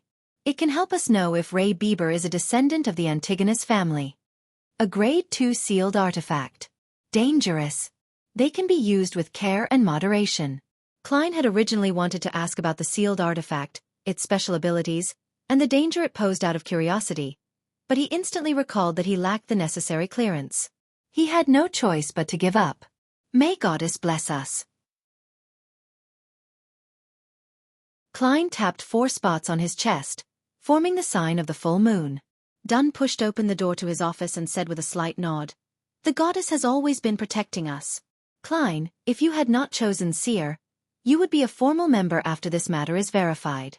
You could have chosen Sleepless, but pity. To be frank, I'm still puzzled over your choice. Although Corpse Collector is quite off-putting, you have seen Daily as well. You should know that spirit mediums vary in strength. As for Mystery Priors, they're a good choice too. At the very least you have old Neil as a role model, so he will make sure the risk of losing control is minimized." With regards to this question, Klein had prepared an answer from the beginning. He just never had a chance to use it since Dunn did not ask. He was only able to answer in passing. He organized his words and said, "My considerations stem from the fact that Seers and Mystery Priors are considered Beyonders with a support role. They do not need to always face enemies, for that's too dangerous. And both you and old Neil said that in the domain of mystery and Beyonders, curiosity and experimentation usually brings about terrifying outcomes. Describing Mystery Priors as prying mysteries made me worried. So, as you know, I was only an ordinary graduate not long ago. A lack of guts is the only reason I made such a choice. I have to say that this is a very reasonable answer that goes beyond my expectations." Dunn massaged his temples and chuckled. He turned halfway as his gray eyes sized up Klein. "Continue going out for now. Do not limit yourself to the paths leading from Welch's Place to Iron Cross Street. Perhaps you might sense the notebook and help us confirm Ray Bieber's location." "All right." Klein realized that he no longer need to be in a dilemma. He bade Dunn farewell and turned around, his heart beginning to count. 3, 2. "Hold on," shouted Dunn. Klein turned his head and smiled. "Captain, is there anything else?" Dunn coughed slightly and said, "Well, support Beyonders have to fight their enemies from time to time. Although Seers sound like they can avoid such battles, they are not to be ignored. You have to maintain your shooting skills and work on increasing your strength. This is what I'm working hard towards." Klein pointed outside. "I'll be leaving." "All right. Wait a moment." Dunn shouted for him once more. As he pondered, he said, "Perhaps I have to consider hiring a combat trainer for you. Of course, this matter is under the premise that you become a formal member." Klein responded tersely before asking carefully, "Captain, is there anything else?" "No." Seeing Klein's unbelieving eyes, Dunn shook his head and smiled. He emphasized again, "Really nothing." Only then did Klein walk past the partition divider. He bade farewell to Roseanne and Mrs. Oriana and headed to the shooting club for practice. With all of this done, he went to the divination club and saw the beautiful Angelica standing there reading newspapers leisurely. "Home," Klein silently read. With the cane in hand, he walked over and greeted with a smile, "Good afternoon, Madam Angelica." "Good afternoon, Mr. Moretti." In no rush, Angelica put down her magazine. She stood up and said, "Not long after you left yesterday, Mr. Glassy came. He just recovered from a major illness." Klein heaved a sigh of relief as he smiled. "That sure is something worth celebrating."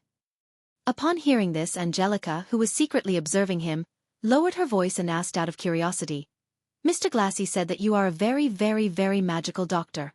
"Are you?" "What?" Klein looked at the lady in front of him, suspecting if he was hearing things. "What made him think I'm a doctor? Even I do not know."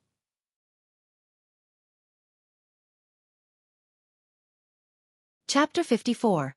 The first divination requester. Upon seeing Klein's odd expression, Angelica immediately felt her beliefs waver. "Is that so? Mr. Glassy mentioned that you were able to tell of an ailment in his lungs simply from observation." Her voice softened until she finally shut up. "Observation? A dark glabella?" Klein was instantly enlightened as he shook his head with a chortle. "I believe Mr. Glassy was mistaken. He was planning on being perfunctory, but after recalling that no one sought his divination services the entire afternoon yesterday, his mind whirled. It affected his goal of acting as a seer, so he explained, "It's actually a form of divination." "Divination? But Mr. Glassy only mentioned that you observed his face. That's also considered divination?" asked Angelica in shock and doubt. Klein smiled, composed. "As a member of the divination club, you should know about palm reading, right? Palm reading was not patented by the Footaholic Empire. Even on Earth, India and Old Europe had developed similar principles. much less in a world with beyonder powers. I know about it, but it seems you did not read his palm? Were you observing him in secret? Asked Angelica curiously. I was using face reading. Klein cooked up a lie. Its principles aren't very different from palm reading at a fundamental level. Really? Angelica's eyes were filled with disbelief. In order to develop his career as a seer, Klein chuckled. He pretended to be in thought as he tapped his glabella twice. He focused his eyes and Angelica's aura presented itself. Her head was purple, her limbs were red, her throat was blue. There was no problems with her health except for some colors being duller. However, that was a manifestation of ordinary fatigue. Klein then looked at her emotions. She saw orange mixed in with some red and blue. It also meant warmth coupled with some excitement and thought. Thankfully, after realizing that there was nothing abnormal about her, Klein planned on deactivating his spirit vision. But it was at that moment when he suddenly saw rich darkness hidden in the depths of her emotional colors. Furthermore, she is lacking a little of white, an eagerness to improve. Klein nodded while in thought. Mr. Moretti, were you reading my face? Seeing the young gentleman in black in front of her turn silent abruptly while seriously sizing her up, Angelica keenly noticed something. She asked in a half-curious and half-worried manner. Klein did not immediately reply. Instead, he tapped his glabella lightly as he wore a look of scrutiny. Just as Angelica was feeling unease, he said warmly, Madam Angelica, there are some sorrows and pains which you should not seal in your heart. Angelica's eyes widened as her mouth turned agape. However, she did not say a word. She looked at Klein in his half-top hat with an apparent scholarly bearing. He heard him use a deep, comforting and warm voice to say, You need to either go mountain climbing, a game of tennis, or perform a tragic play to exhaust your body due to exercising. Let your tears flow down uninhibited. Then cry and scream. Express all those emotions. That will be very helpful to your health. The moment those words entered her ears, Angelica felt like she had transformed into a statue. She stood there motionless. She tried hard to blink as she lowered her head in a fluster, saying deeply, Thank you for your suggestion. It seems like there are many members here today? Klein did not continue. As though he had not done any divinations prior, he turned to his side and looked to the meeting room at the end of the corridor. Sunday afternoon. At least 50 members. Angelica's voice sounded a little hoarse. She only mentioned the key terms. She paused as her vocal pace gradually returned to normal. Do you want tea or coffee? Psy black tea. Klein nodded slightly. He politely took off his hat and slowly walked to the meeting room. Only when he vanished behind the door did Angelica exhale slowly. The Divination Club's meeting room was very large. It was nearly twice the size of Klein's high school classroom. In the past, only 5 or 6 members would be present, making it look extremely empty. Now, there were dozens of fortune-tellers sitting in different spots. They filled up most of the room. Sunlight shone into the room through the few oriel windows. The members were either discussing softly among themselves or asking Hannes Vincent questions. Otherwise, they were practicing and attempting divination or drinking coffee and reading newspapers by themselves. Such a scene made Klein feel like he was back to his schooling days on Earth. The difference was that it was noisier and more rowdy back then, without the tranquility of the meeting room. He looked around, but he didn't see familiar faces like Glassy or Edward Steve. So, he casually picked up a divination textbook, found a corner, and started flipping through it leisurely. Very soon, Angelica came in with a cup of tea and left it on the table before Klein. As she was leaving quietly, she suddenly saw Mr. Moretti take out an exquisite-looking silver chain from his left sleeve. There was a chunk of pure topaz hanging on the silver chain. What is he doing? Angelica slowed down subconsciously and focused her gaze at Klein. Klein held the silver chain with his left hand and allowed the topaz to hang above the Psy black tea, just short of touching the surface of the liquid. With a serene expression, he half closed his eyes and the atmosphere around him suddenly turned quiet. The topaz started moving slightly, along with the special-looking silver chain, in a clockwise direction.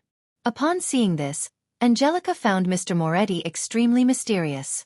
The black tea you provide is great, Klein said softly after he opened his eyes with a smile. His actions were intentionally done for Angelica to see. If he wanted people to select him for his divination services, Angelica's recommendation was a very crucial factor.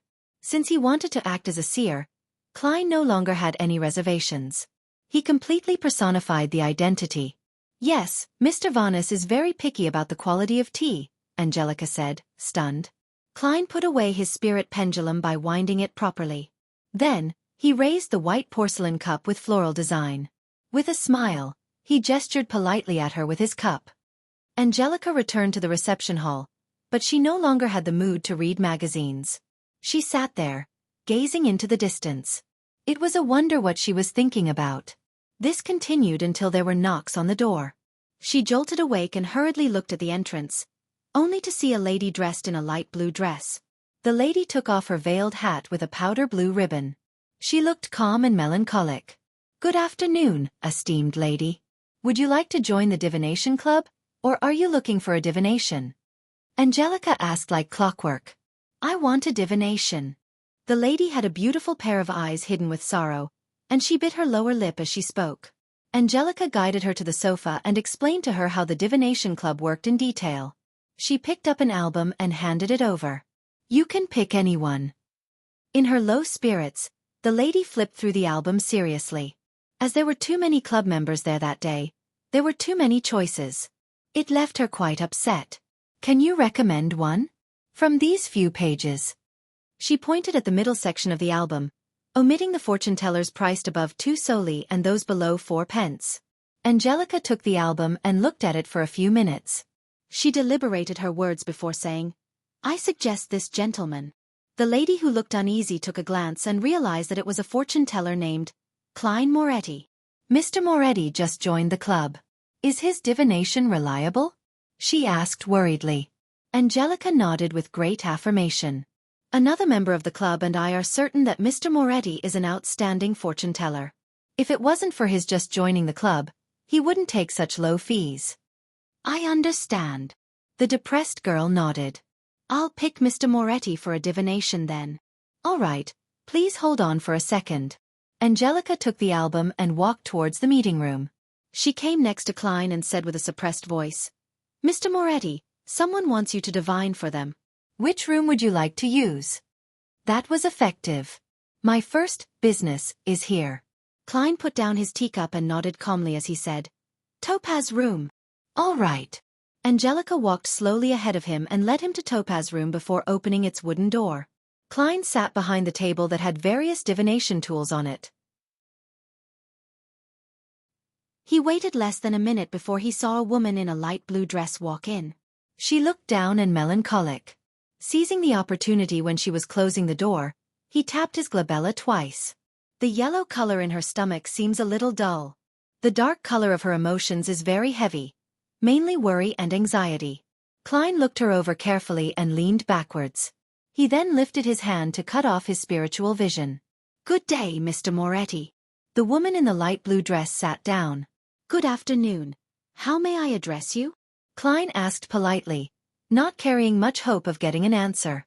As a keyboard warrior, he knew that many people were not willing to use their real names during divination.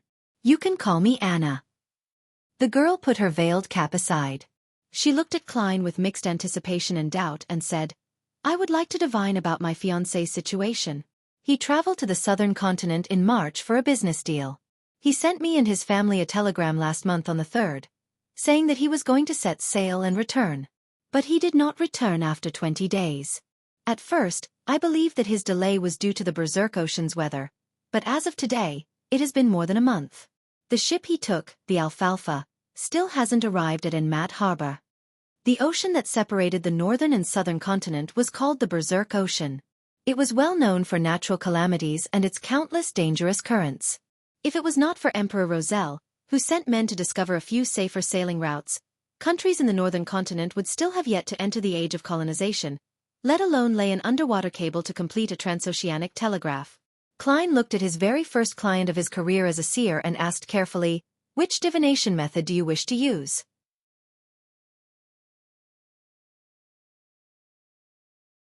Chapter 55.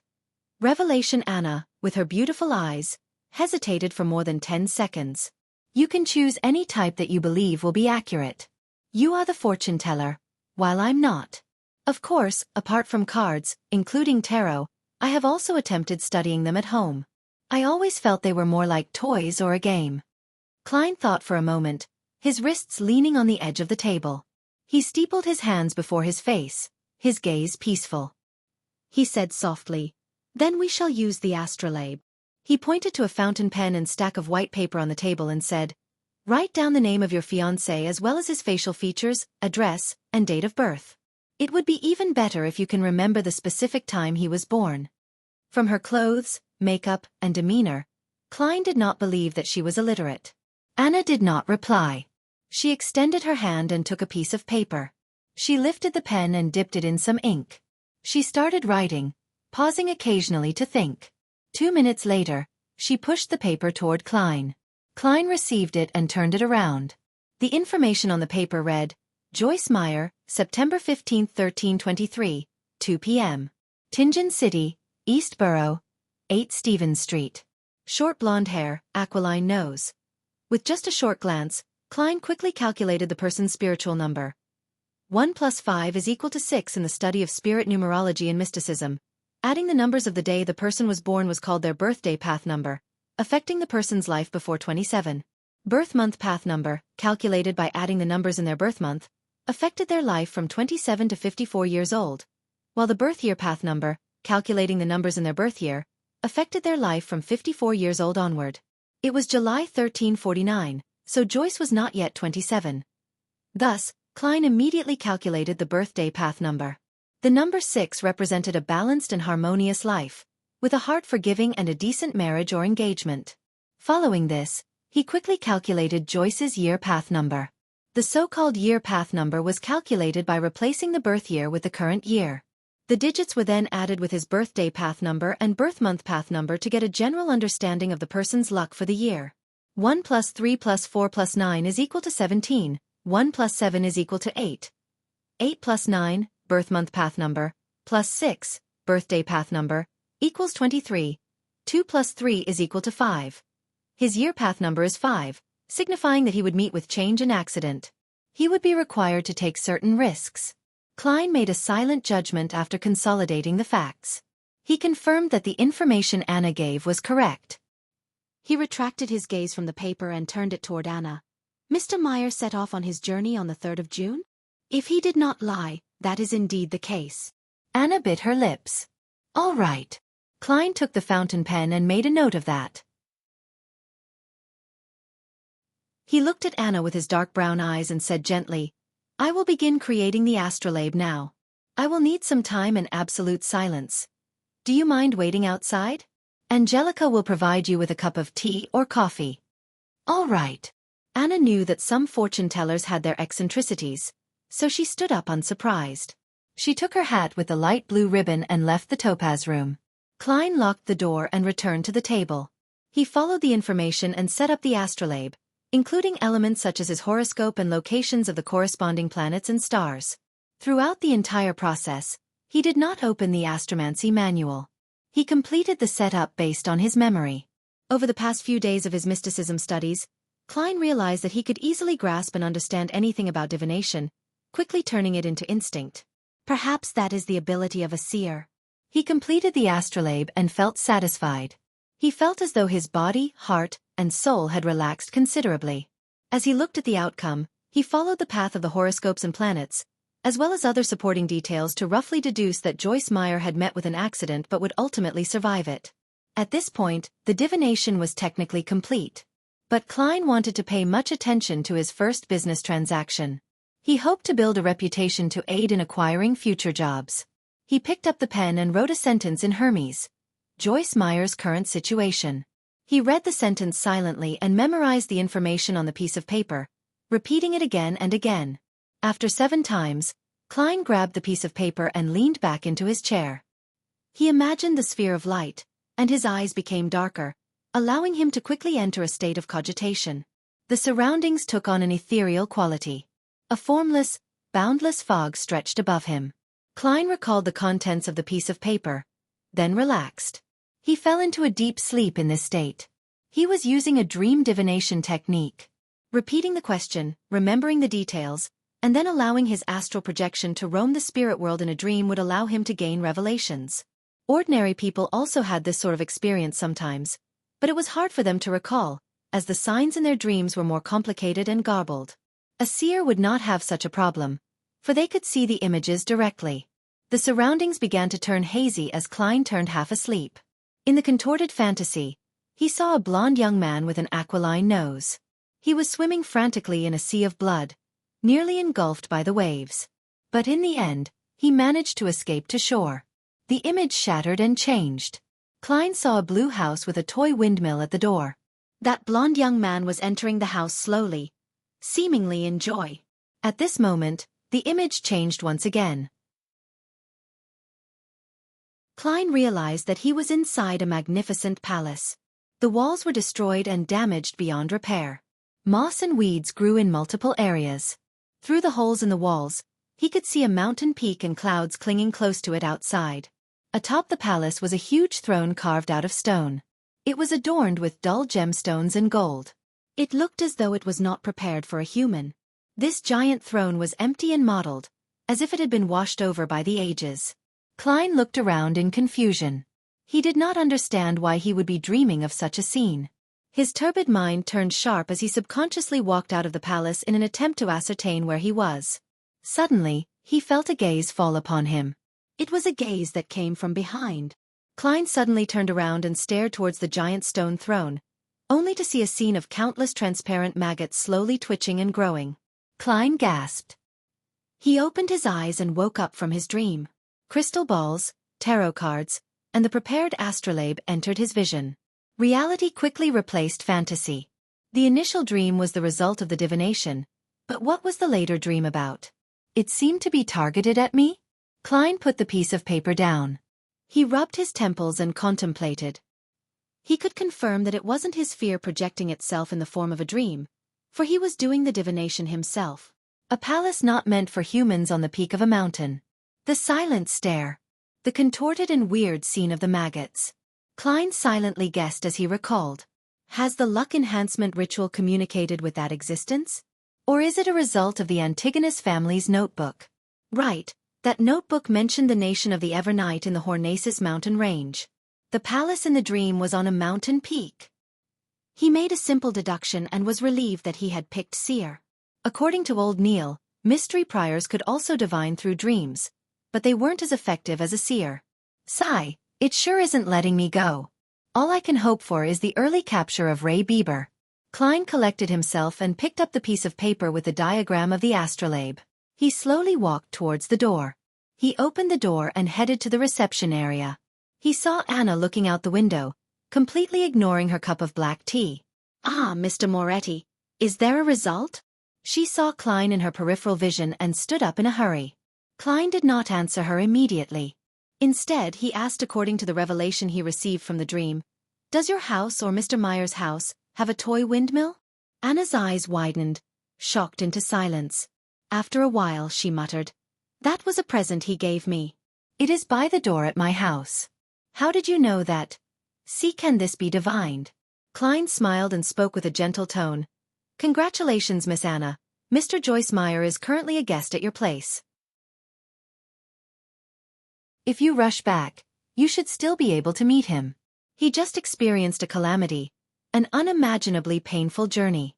What he needs now are not questions, but consolation and a warm hug." "Really?" Anna asked in disbelief. The fortune-teller she knew would never speak with such certainty or give such firm conclusions. "You will know if you go back immediately," Klein replied with a gentle tone and smile. "Oh, Lord of Steam, is that true? Has my poor Joyce returned? Are you certain?" "No, I cannot believe it." Anna froze for a moment and said a few delirious words. She took out a one-solely note from her purse and did not wait for Klein to give her the change. She broke into a small jog as she left the divination club, taking a carriage back home. "Does this include my tip?" Klein looked at the note and shook his head with a laugh. A two-wheeled carriage steered quickly across the streets and entered East Borough. Anna watched the streets sweeping past her, feeling a mixture of unease, anticipation, and fear. It did not take long before the toy windmill entered her field of vision. She got off the carriage, showing no care for her bearing. She staggered quickly towards the door and rang the doorbell. The door creaked open, revealing a blonde young man dressed in a black formal suit. He was haggard, but his eyes carried a glint of joy. He had an aquiline nose. "I thought that I would miss you today," Joyce said with a smile. "Oh," exulted Steam, "you really are back." Anna rubbed her eyes, exclaiming in pleasant surprise. What the fortune teller said was true. No, that was a real seer. It was simply fascinating. Thoughts welled in her mind as Anna pounced forward with tears in her eyes and gave her fiancé a warm hug. The two of them hugged silently outside the grayish-blue house. The toy windmill turned slowly, seemingly tossing all their difficulties far away. You're tuning in to the Xiaofan's Wuxia Tales YouTube channel. Don't forget to subscribe and join us on this journey to catch the most captivating stories.